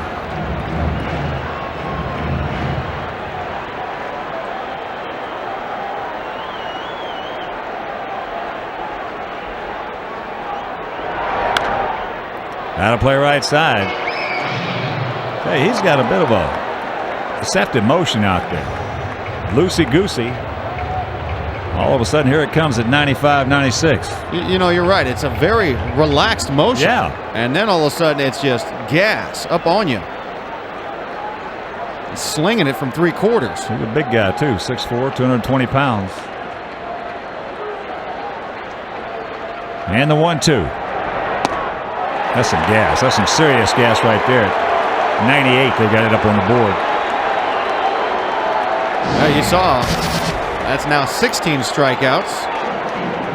That's just blew by you. A tough location. I mean, that's some tough hitting.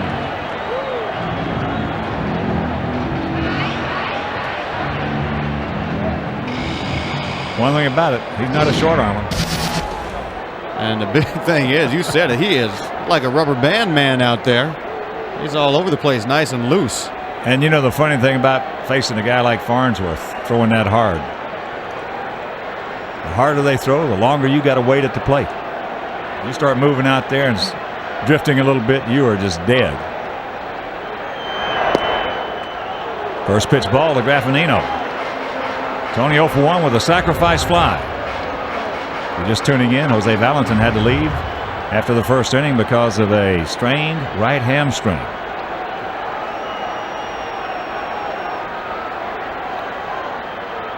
Good rip by Tony. Short and quick. That's what you got to be off him. That's exactly right. That was a good, short, quick swing. That's your best chance of getting to that kind of heat. One of our best fastball hitters is sitting on the bench at Herbert Perry, but he might not be ready to go until tomorrow. He said there's a chance for tomorrow's game he'll be ready. And Herbert Perry. Short and quick, Tony G. Girardi calls time once again. Morrison gives it to him.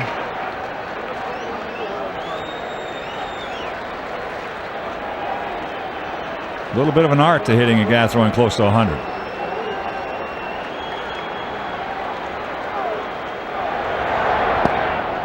Two and one. Singleton on deck. Not only a little bit of an art to it, Farnsworth has made some pretty tough pitches to go with it.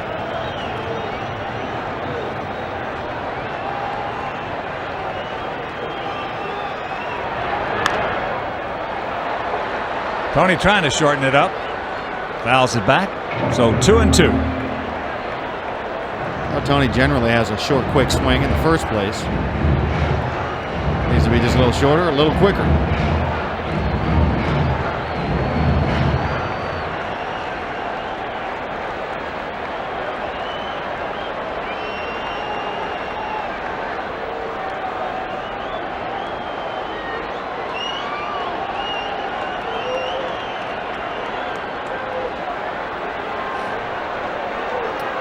Two balls, 2 strikes, 2 out. Alomar at second. Outfield around to the right. 98. Sox come up. Clutch single by Alomar. We'll go to the 8th, tied at 3. You see Bob on for the 24th time. His record is 3-2. ERA at 4.13. He's got a couple of saves. 24 innings, 26 hits, 1 home run, 10 walks, and 19 strikeouts. And he's been throwing the ball very well lately. It'll be Ojeda. And back to the top of the order with Young and Cairo.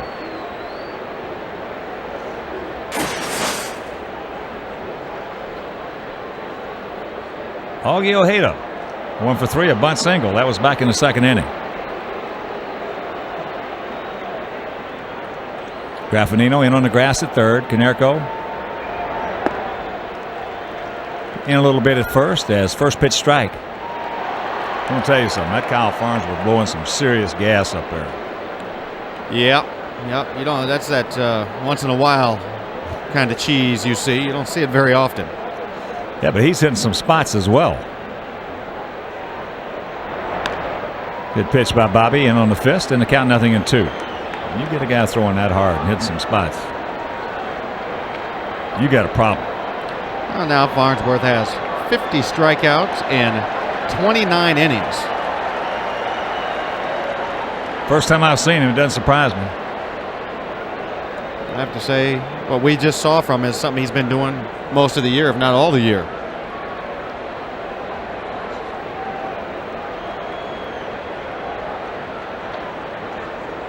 Outfield short around to the left. That's foul back and out of play. Reminder, tomorrow and Sunday's game sold out. Tomorrow afternoon, Rocky Biddle will lock horns with Julian Tavares. The game will be over WFLD. And the finale of this big 3-game set on Sunday, Kip Wells against John Lieber. And that game will be over WGN.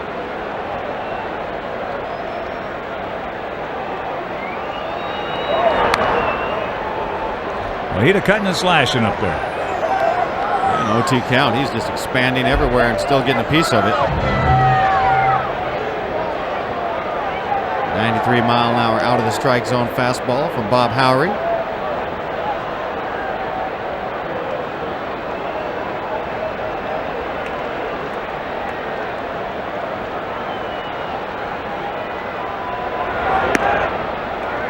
One and two the count.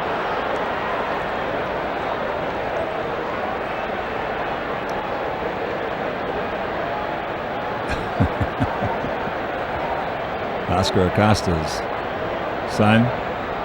He's a handsome young man. Fat boy. Here's the 1-2. That'll be out of play. Souvenir right side. Got some other finals for you. Yankees beat the Braves 7-4 in the Bronx. Cincinnati defeated Cleveland 7-4 at Jacobs Field. Tigers beat Milwaukee 9-4 in Detroit. Extra innings at Toronto, tied at 6 with the Marlins.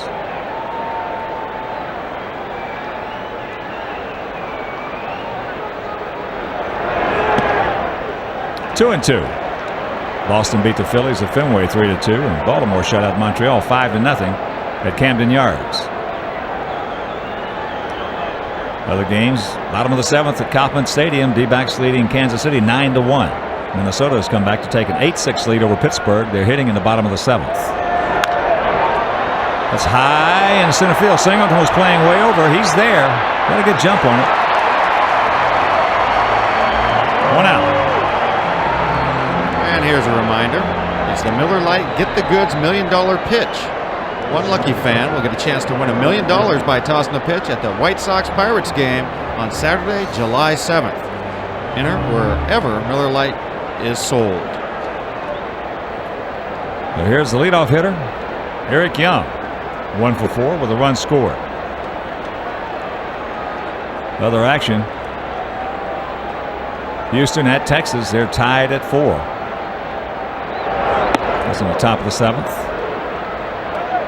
Giants taking on the Athletics at the Coliseum, tied at 1, top of the 3rd. Seattle trying to win their 15th straight. They're leading San Diego 3-1, bottom of the 2nd at Safeco.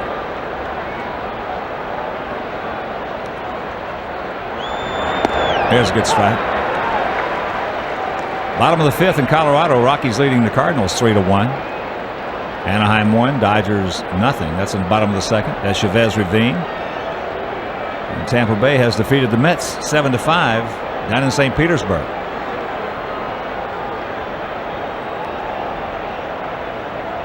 One pitch.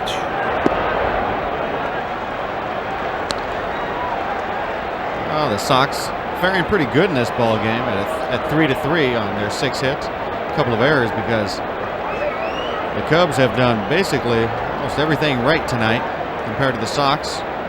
Having made a couple of mistakes and being in a whole bunch of jams. Got to be real happy with the opportunity still to win this game. Pops up right side. Konerko waving off Durham. 2 down. Oh, well, we've dodged a ton of bullets in this game. Let's face it. This could be a whole bunch of runs. Cubs have stranded 11 guys. Sox have stranded 4. Cubs stranded 2 in the 1st, 2 in the 2nd, 2 in the 3rd, 1 in the 6th, 1 in the 4th, and 3 in the 7th.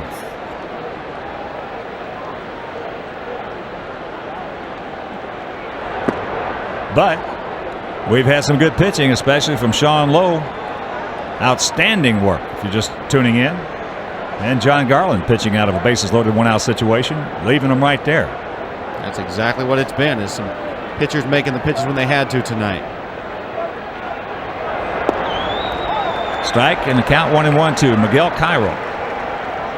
He's been on base 3 times and he's scored 2 runs. He's walked twice, had a sacrifice bunt, and he's bounced back to the pitcher.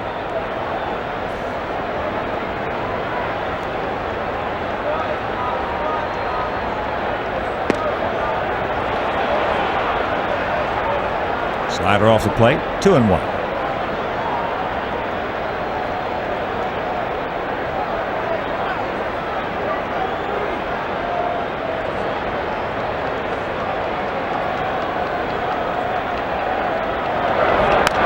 Pops him up in the left. Leifer. Bobby Howie comes on, has himself a 1-2-3 inning. We'll go to the bottom of the 8th, tied at 3. And Girardi wants to get everything on the same page. Well, what's he going to say? Keep throwing that fastball good? Because that's all he's featured so far is nothing but good, hard, old-fashioned slinging heaters. Some activity down in the Sox pen. Keith Fulton. The Farnsworth kind of guy, you just say, hey, come on, let's go. Don't have to put down a number or anything. All right, he's got a slider. You're throwing that fastball where he is. Just reach back, keep firing until somebody puts it in play. On the inside corner. I mean, that's scary when you have that kind of motion that Farnsworth has, that kind of velocity, and then you locate it right on the corner somewhere.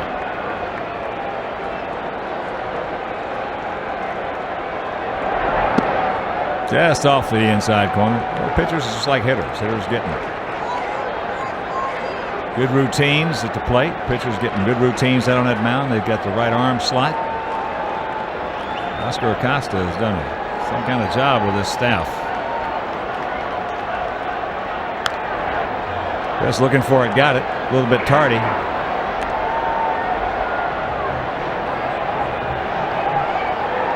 He said the job that Oscar Acosta has done. That pitching staff has definitely been dominating in the National League. Best ERA at 3.76. Tries to hit the outside corner, and it's 2-2. And a big thing, opponents only came in hitting .321 against Cubs pitching this year. I mean, 231. 231. That's foul back. No, Ray can catch up to him. Yeah, Ray is one of the guys that definitely can catch that heat. And Konerko. Another guy. And Herbert Perry if he was in there. I don't care how hard you throw it. Konerko. Go up to that 100-mile-an-hour Matt Anderson. Fastball lit him up.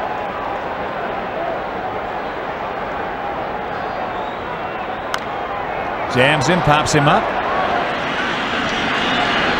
Cairo. Well, if Farnsworth ends up somehow facing Paul Konerko, might be the first hitter all night to see a slider from him. Well, that would certainly be a good matchup. But as we mentioned, this little man walking up with that wood in his hand right now can dial it up as well. Especially from that left side.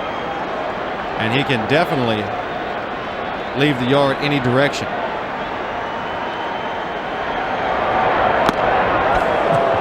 He just reached back and put a little giddy up on that one. He did. He'd been throwing some in this inning, 94 and 5, but I guess he knows Ray can't catch up to some good heat. That one jumped back up to 97. You know what his fastball looks like from up here? It looks like it gets about 10 feet from home plate. And somebody just hit it right in the fanny with a paddle. A little extra, little turbo boost. Yeah. I like the better than your voop. He don't have one then. Okay. That's the curve. Ray out in front. Gets out and around it. And that'll be into the seats.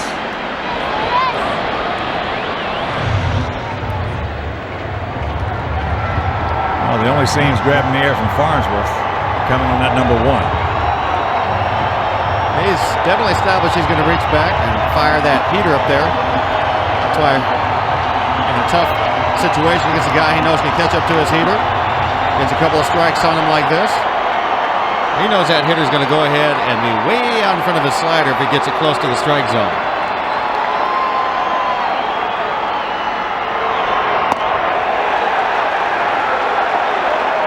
Two down.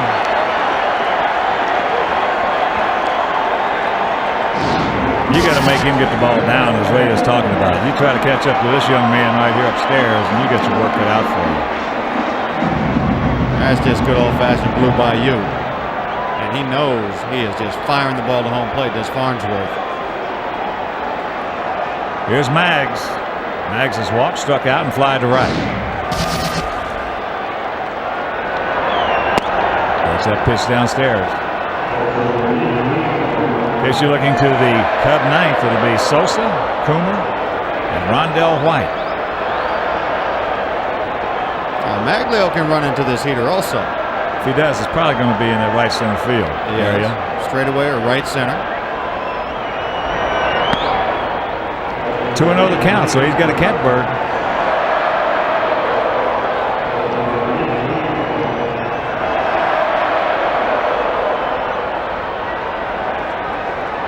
Come on, Mags.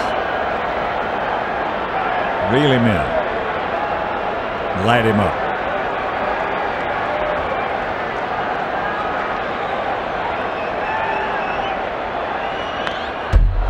He had a hack. And he had a pitch right down the middle. Little big swing here. Because of it, instead of shortening up, Maglio got big and fouls it straight back. As I said, first time I've seen Farnsworth, but I will bet you that there's an inordinate amount of foul balls hit off this young man.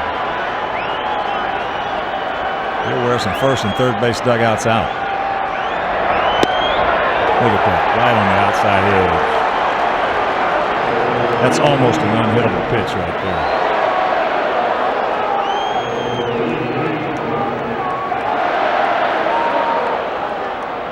That pitch track says it was just off that outside corner. I thought it had the plate. 2 out and a 2-2 pitch.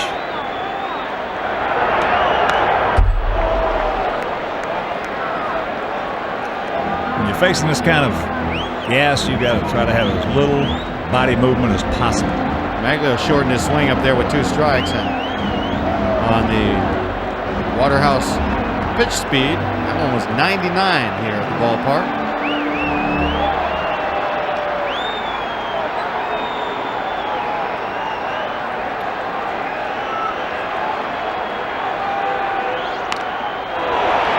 Hit softly up the middle. Ojeda. A 1-2-3 inning for Kyle Farnsworth. We'll go to the 9th. You see, it's even after 8. Mags Ardonia. Let's take a look at what Farnsworth did to him in his last at bat. I mean, he's locating all those good hard fastballs, 97, 98, 99, 94. And then the ball that he put in play, gave him a little changeup, jammed him, 87 up and in. Tricked him. 87-mile-an-hour changeup. That's scary. So it'll be Sosa, Coomer, and White. Bobby Howry, outfield, they are deep, straight up, spread out, strike on the corner.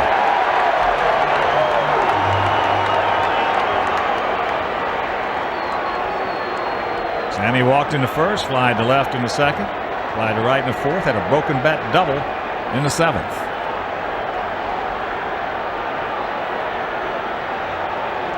Exploded his bat with a semi-line drive in the left center.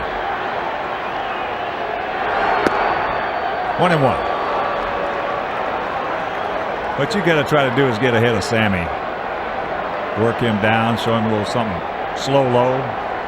If you can get 2 strikes on him, bust him up high with your best heater. That's the key. If you get a couple of strikes on him, because other than that, he can hit high stuff, low stuff, away stuff, end stuff, you name it. He hits it much better. He hits high stuff much better when he's on top in the count, or even in the count.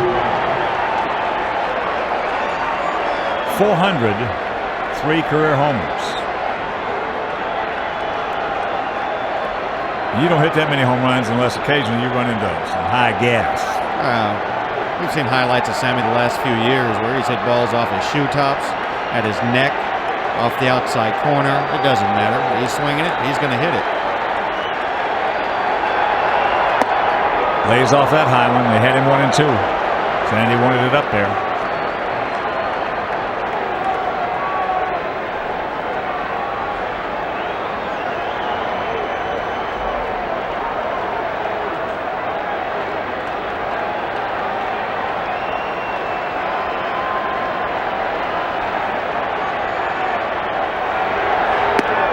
Just misses the inside corner.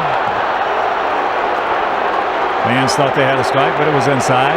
And the count goes full. Now he's a lot more dangerous upstairs. Well, you and I have been talking about it a whole bunch lately.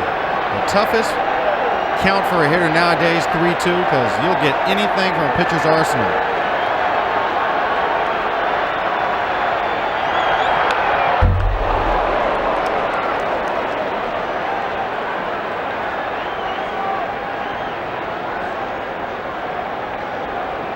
Hitter will tend to chase those sliders and changeups that are close to the strike zone on 3-2 pitches. You got to cover that fastball too, so they expand quite a bit. Let's see if he slide balls him right here. Slider hit hard, foul. Well, had him with a little softer approach to that slider than he did on that previous 3-2 fastball. Threw him a good one right off the outside corner. Sammy had to do the little hesitation to get to it. See if he backs it up with another one. Slider, top foul. And what you're saying is so true, DJ. It's just amazing how much tougher and tougher that 3-2 count is getting to be. Pitchers, they just won't give in. They'll throw anything in their arsenal on 3-2. Well, it's the judgment pitch. You swing at a bad pitch, you strike out or make an out, or you take it and you walk. It's a big choice.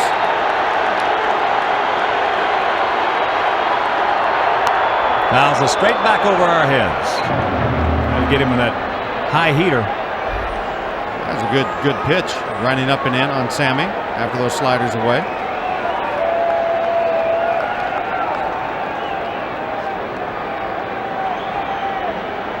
That's a good location, right at the top of the strike zone. Good battle right here.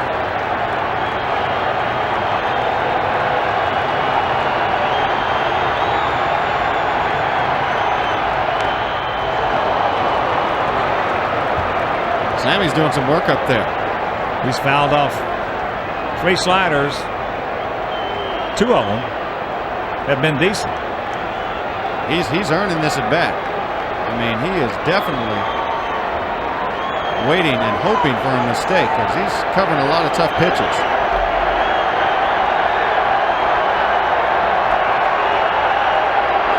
Yes, he's gone. Chased it upstairs. Great job, Big Bob. Showed him those sliders, got him the high fastballs, and this one finally with enough life and high enough weight. Sandy wanted it down in the way. Sandy. He'll take it wherever he can receive it. He caught it, which meant Sammy missed it.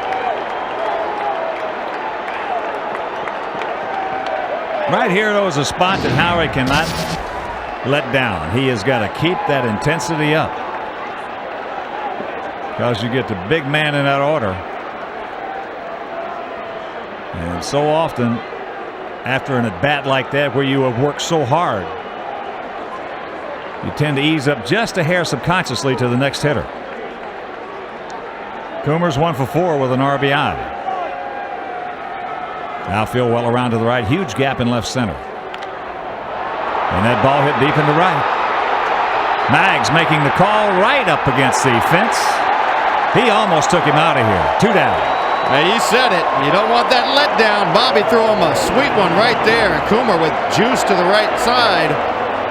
But just didn't get it. He made a nice swing on that pitch and thought he had a chance, as it did. Maglio was able to track it down. This one, look at that. Right down the heart of the plate. Unlike anything that he showed to Sammy.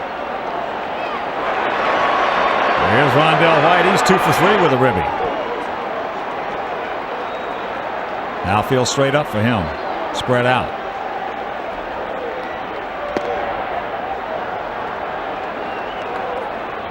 Pretty good pitch right there. Didn't get it. He took that pitch nicely, too. He's seeing the ball as we talked about earlier. He's seeing the ball well.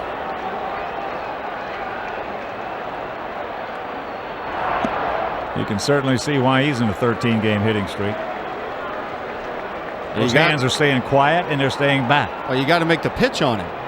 You know, that's the only way you get a guy that's locked in, seeing the ball, is you got to have good stuff and make your pitch on him and let him get himself out. The 2-0. A little quick right there. Got that one right off the end. On a 92-mile-an-hour fastball, he was out and around it. He was cheating for that fastball in.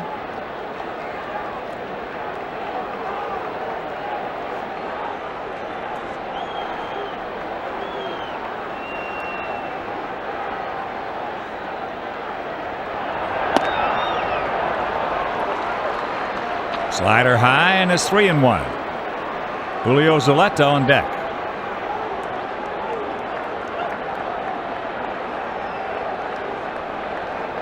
Yeah, you still got to make a good pitch right here. This guy is seeing that ball. Goes through that one, big swing. First time he's had that big a swing all night. He was just turning and burning. Well, he's trying to, while he's locked in, obviously, go ahead and give the Cubs the lead here in the top of the ninth. 2 out and the payoff pitch. Yes, he's gone. What a job by Bobby Howry. We're going to the bottom of the ninth, tied at 3.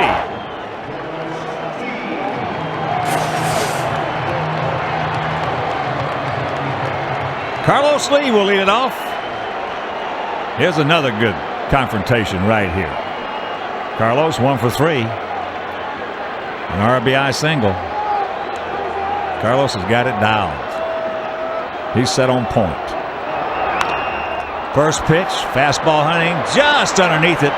High towering pop-up. Cairo. A little shaky. Makes the catch. 1 out. Yes, he was. He had to do a little post pattern to get back over to that ball.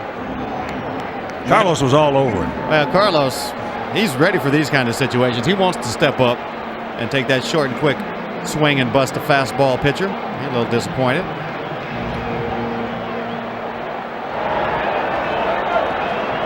So here's Leifer. Jeff 0 for 3.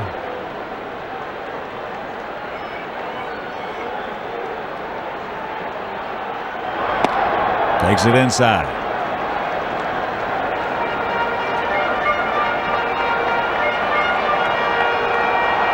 Jeff Leifer, a guy that can cheat and catch up to a good fastball.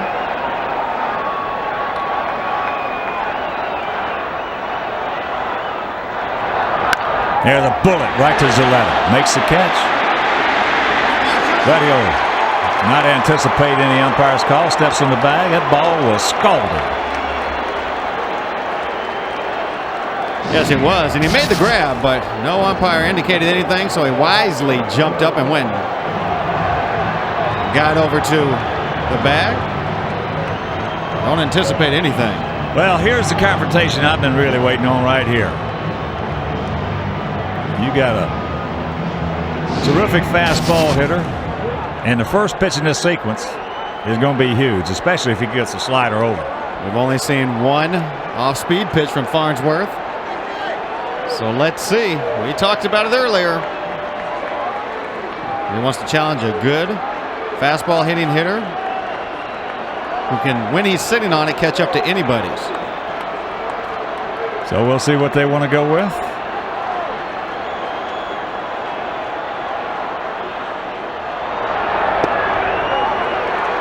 .98. Like Paulie wanted to gauge one of them before just walking up there, going to whacking.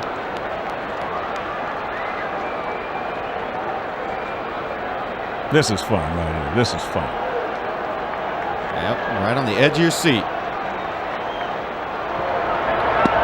Good eye. Now we mentioned the first pitch in this sequence. Here's another big pitch. Boy, what a difference against a guy like this when you're 1-2 versus 2-1.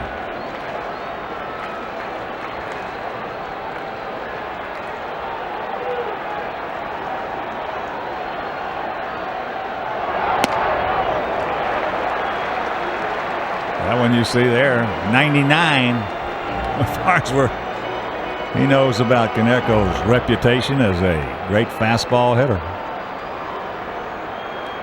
Well, Farnsworth is definitely a pitcher who's just like out in the fields in the farm, rearing back and firing it through the tire. What he's trying to do, fire it. Big rip by Konerko, just underneath it. And that's what happens when you get all that kind of gas that he has. It's a little tougher to stay on top. Paulie dialed it up. Just a little too much on it. A little big. That's exactly what he did. Just his hair too big.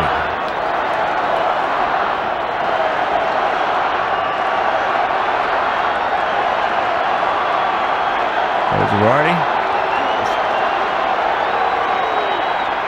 Putting it down, he gets out and around, hooks it, and it's foul.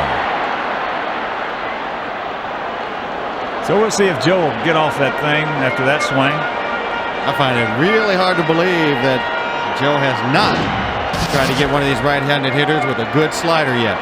Well, you know, maybe he's just figuring he doesn't want him to make a mistake and hang one. That's got to be it. Get beat on his second best pitch, and you throw like that. It's a tough one to explain when you're throwing as hard as Farnsworth and you hang that one slider you decide to throw and it gets lit up. He's going to gas him up again. Full count. Well, he watched that one all the way back to Girardi's glove, so he had the short swing working.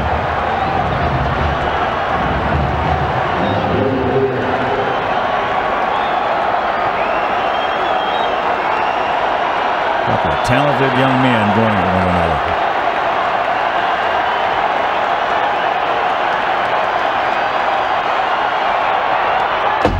Ball gets away from Girardi. Paulie trying to get there. And he does. Well, Baylor didn't think so. He is out of that dugout in a heartbeat.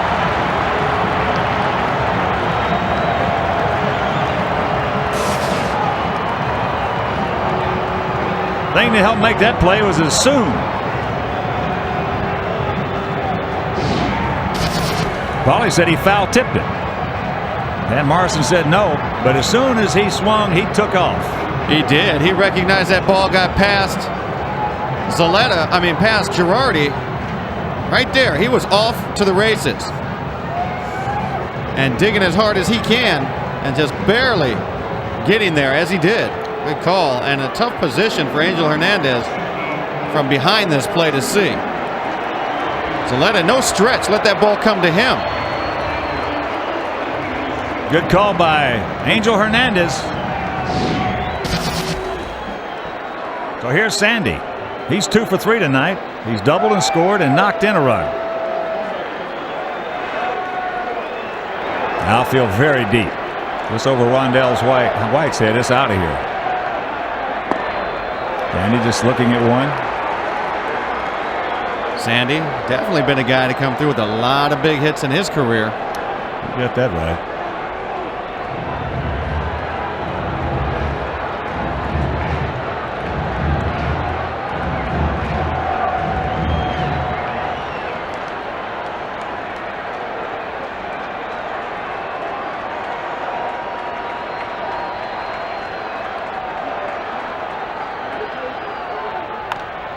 A little tardy on that one.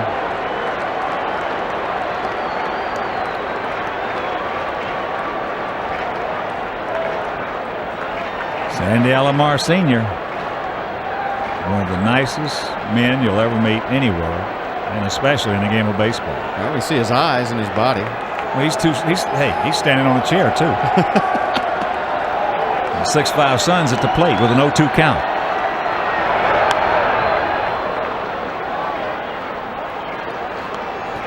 Yeah, Sandy not a tall guy. Sandy Sr., about 5'9". That's stretching.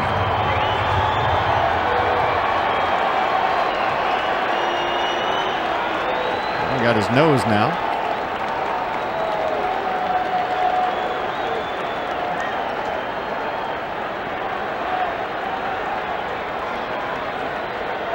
Once again, the 0-2.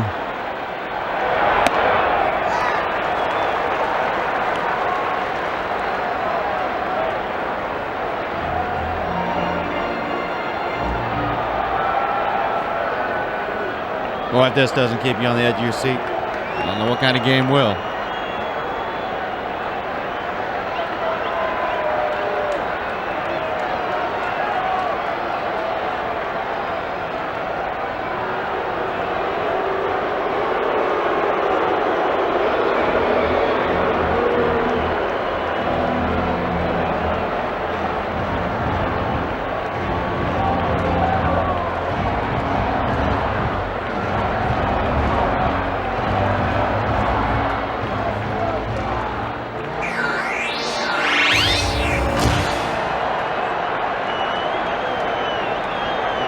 Now Girardi's got the same page as Farnsworth.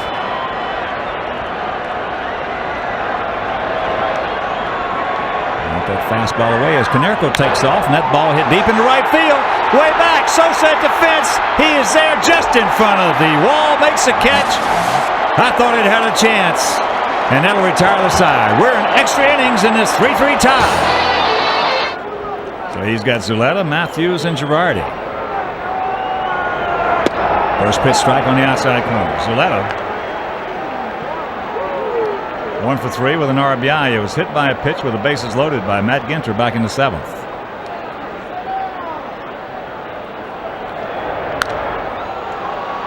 There's a changeup high and hooked. This is the 6th extra inning game for the Cubs this year. First 5 they have won 2. This is the 8th for the Sox. The first 7 they have won 5 of them. A lot of late inning heroics on home runs, big hits. Been fun to see. High pop up, and this will be back into the seats. 2 rows. Now remains 0-2. Well, it's been a whale of a ball game. We have seen, if you're just joining us, some outstanding. Dave Wells started. David had to leave in the first inning with a bad back. I should say a spasm. Sean Lowe came on, worked 5, and was just brilliant. Yes, he's gone. He'll grab some bench.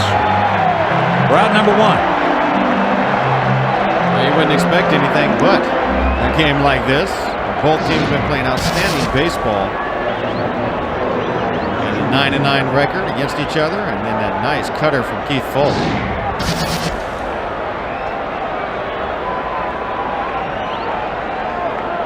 Well, here's Gary Jr. 0 for 3 with a base on balls.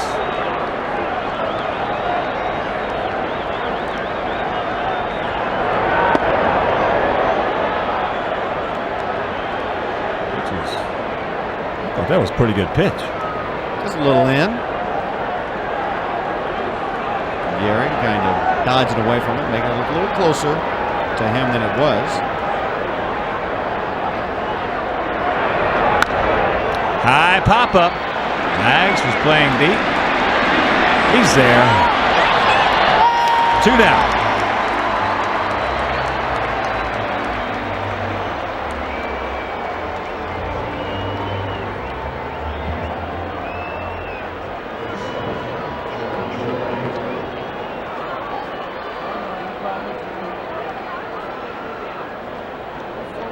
So here's Girardi. Graffinino in close, guarding the line at third. Strike on the corner. Konerko a couple of steps off the line at first.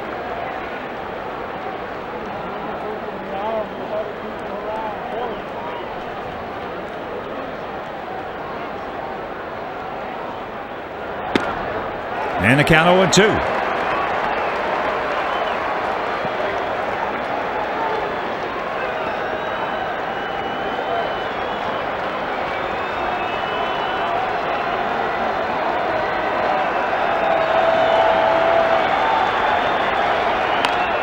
Jams him, pops him up into center field. Singleton coming on, makes the catch. A 1-2-3 inning for Keith Folk.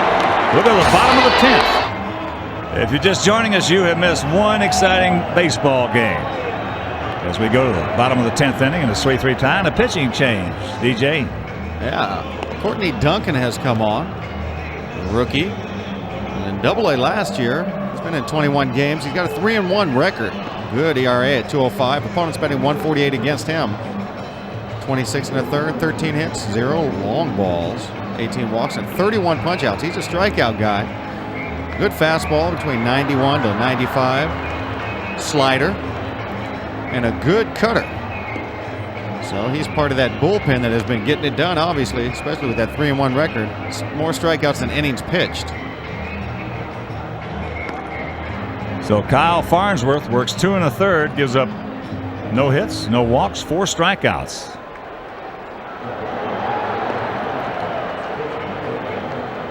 I was hoping he'd go another inning or so. Make him unavailable the whole rest of this series. Tell you what, he's something. He can run it up there. What we saw from him tonight. At least he threw enough pitches where he's unavailable tomorrow, probably. So here's Royce. He is 1 for 3. Solid single to left. Slide deep to center.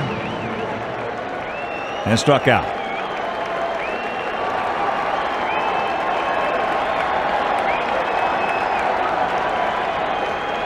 Outfield around to the right. Big gap in left center. First pitch strike from Courtney Duncan. 26-year-old right-hander out of Huntsville, Alabama.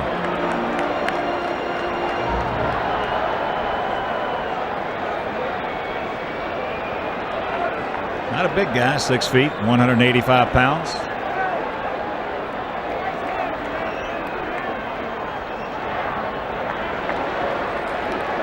Bit of a funky motion.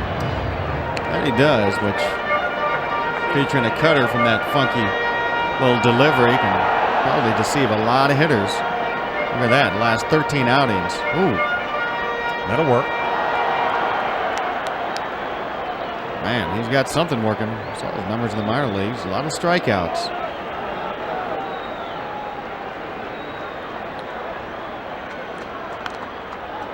Had a pretty good pitch on him. Got it in. So Cairo, who was playing way in and way on the line, goes back now with the 1-2 count. Zaletta well off the line at first.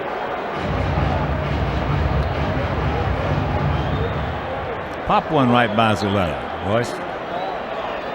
As you say that, Zaletta takes a step and a half closer to the line.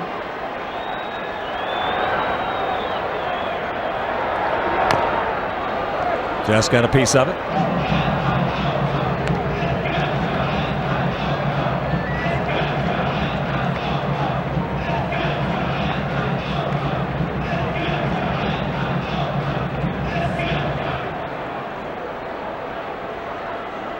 Three 8-0 for the Cubs. 3-6-2 for the Sox.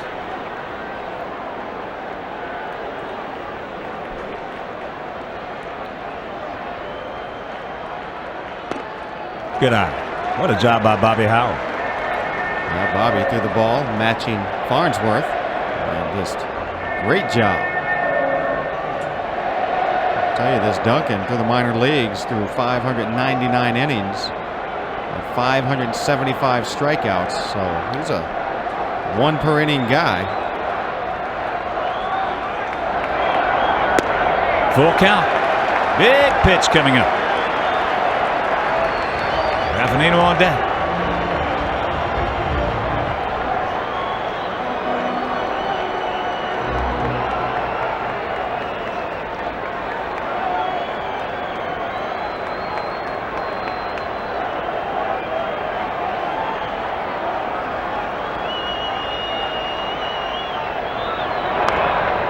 Just underneath it.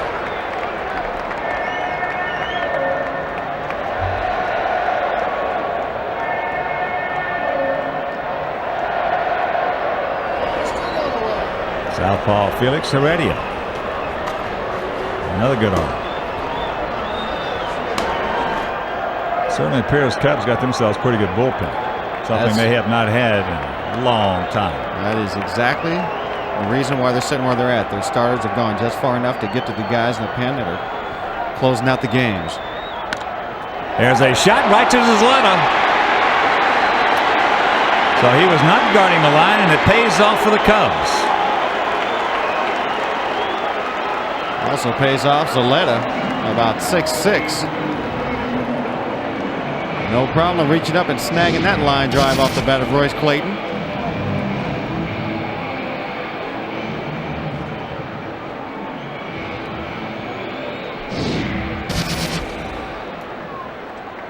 So here's Graffinino.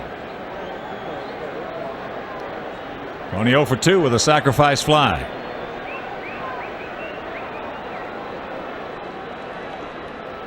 Boy, a huge gap out there in left center. Breaking ball strike. Courtney Duncan, the only pitcher on the Cubs roster that has not allowed a home run. So you're going to have to put something together against him, which is not easy to do since opponents only hitting 148 against him. What's he got, 27 innings in? That's pitching a lot at Wrigley Field. Not too shabby. You better believe it. It's not like he's been out there for 5 or 6 innings. This is 26 and 2/3 innings.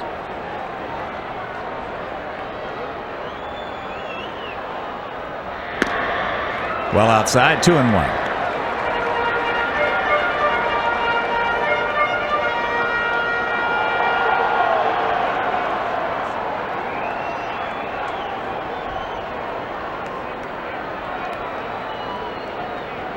Cairo even with the bag, guarding the line at third.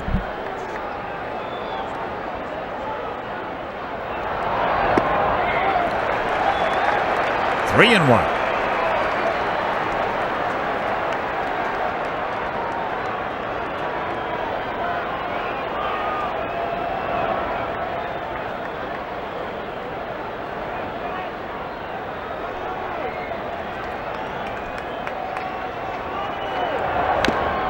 Made a good pitch on it.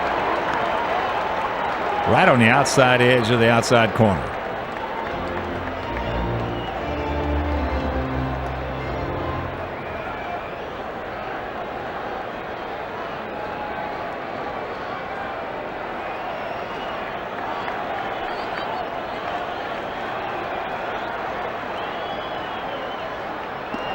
And that's ball 4.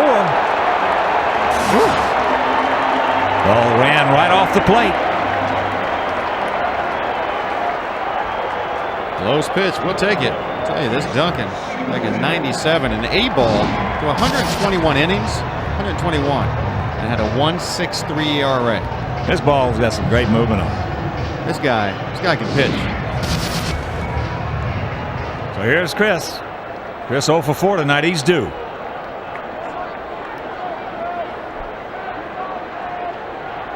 First and 30, Chris. Just a short lead by Graffinino. Fakes a bunt, takes the ball up and in. That's what they need to do. As Duncan's proven, he doesn't give up a lot of runs. Got the capability of striking out a lot of hitters. Nothing wrong with trying to drop down a bunt and get somebody in scoring position.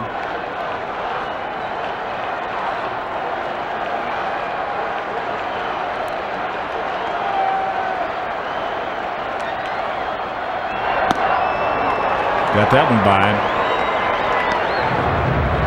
Only 87, but there's got to be some in his motion. It makes him a little sneaky.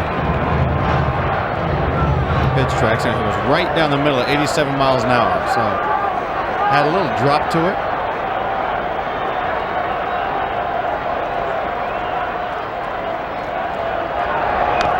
Fouls that one off. Got like a little cutter.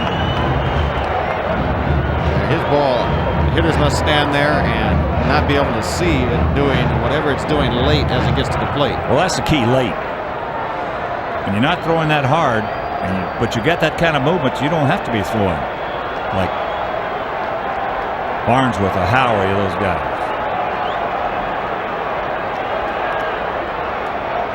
The 1-2.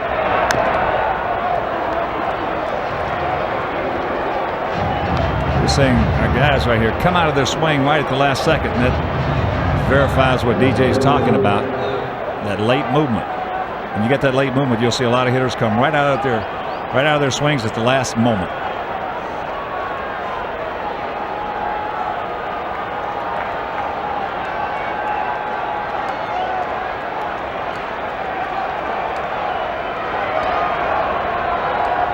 Wrong set. And there's a shot over the head of Ojeda.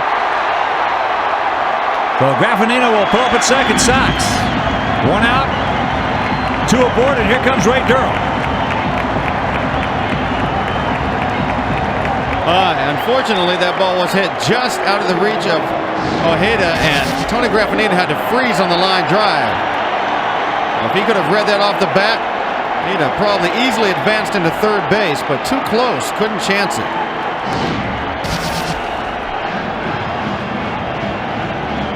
Now here's Ray. He's 1 for 4. He doubled and scored in the first inning.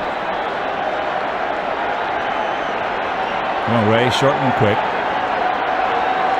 Now the outfield, I should say, comes in.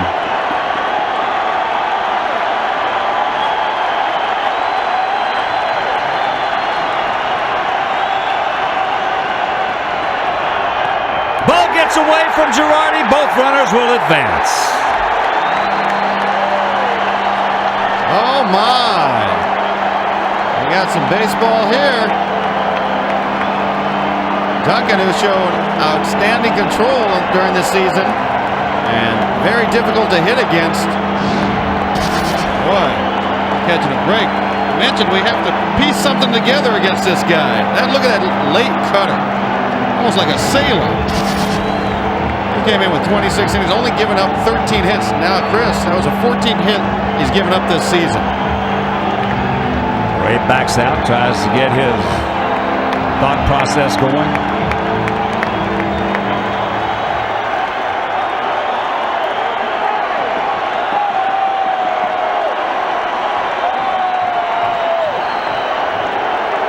They're going to put Ray on. Can't blame him for that one. Maglio's lived in this position the last couple of years, hitting behind Frank, and a lot of times they decided to take their chances with Maglio and put Frank on. And Maglio can beat you.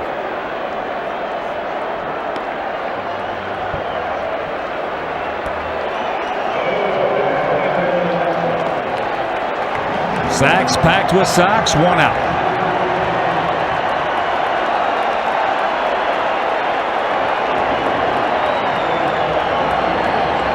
Here comes Mags.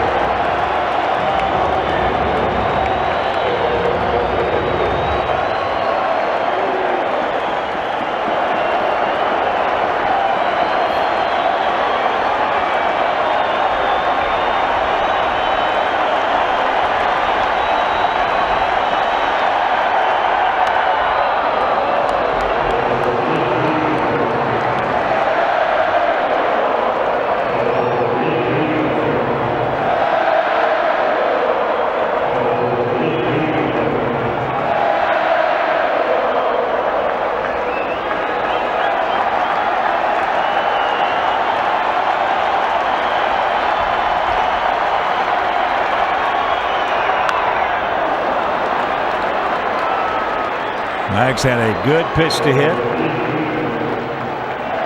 And underneath it. Mags kind of fell off of that one a little bit. Not a real good pass.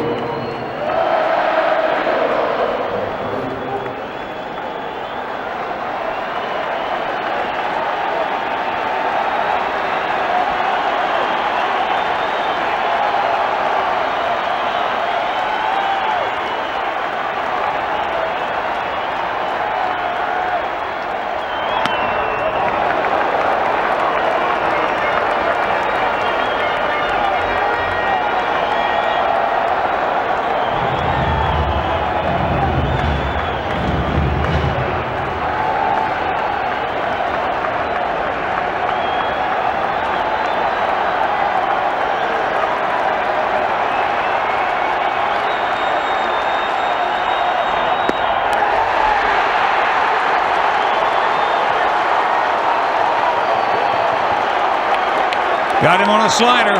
So a huge strikeout for Courtney Duncan. Mentioned he's used to having one strikeout an inning at least. And this one, a nice flat off the corner slider. Just looks like it's on the corner for Maglio. He can't lay off of it. Nice location. Well, Mags had his one. Had a hanger. Fouled it back, and here's Carlos. Carlos 1 for 4, an RBI in the first.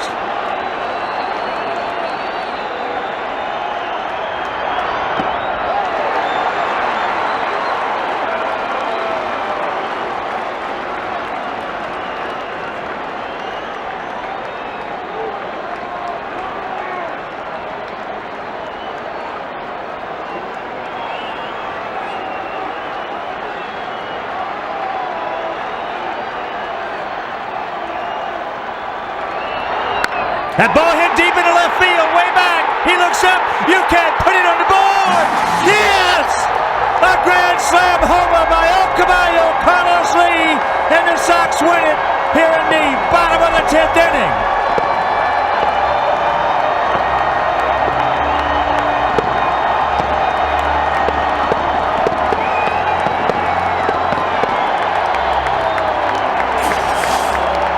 The first home run Cox has given up on the year. Duncan.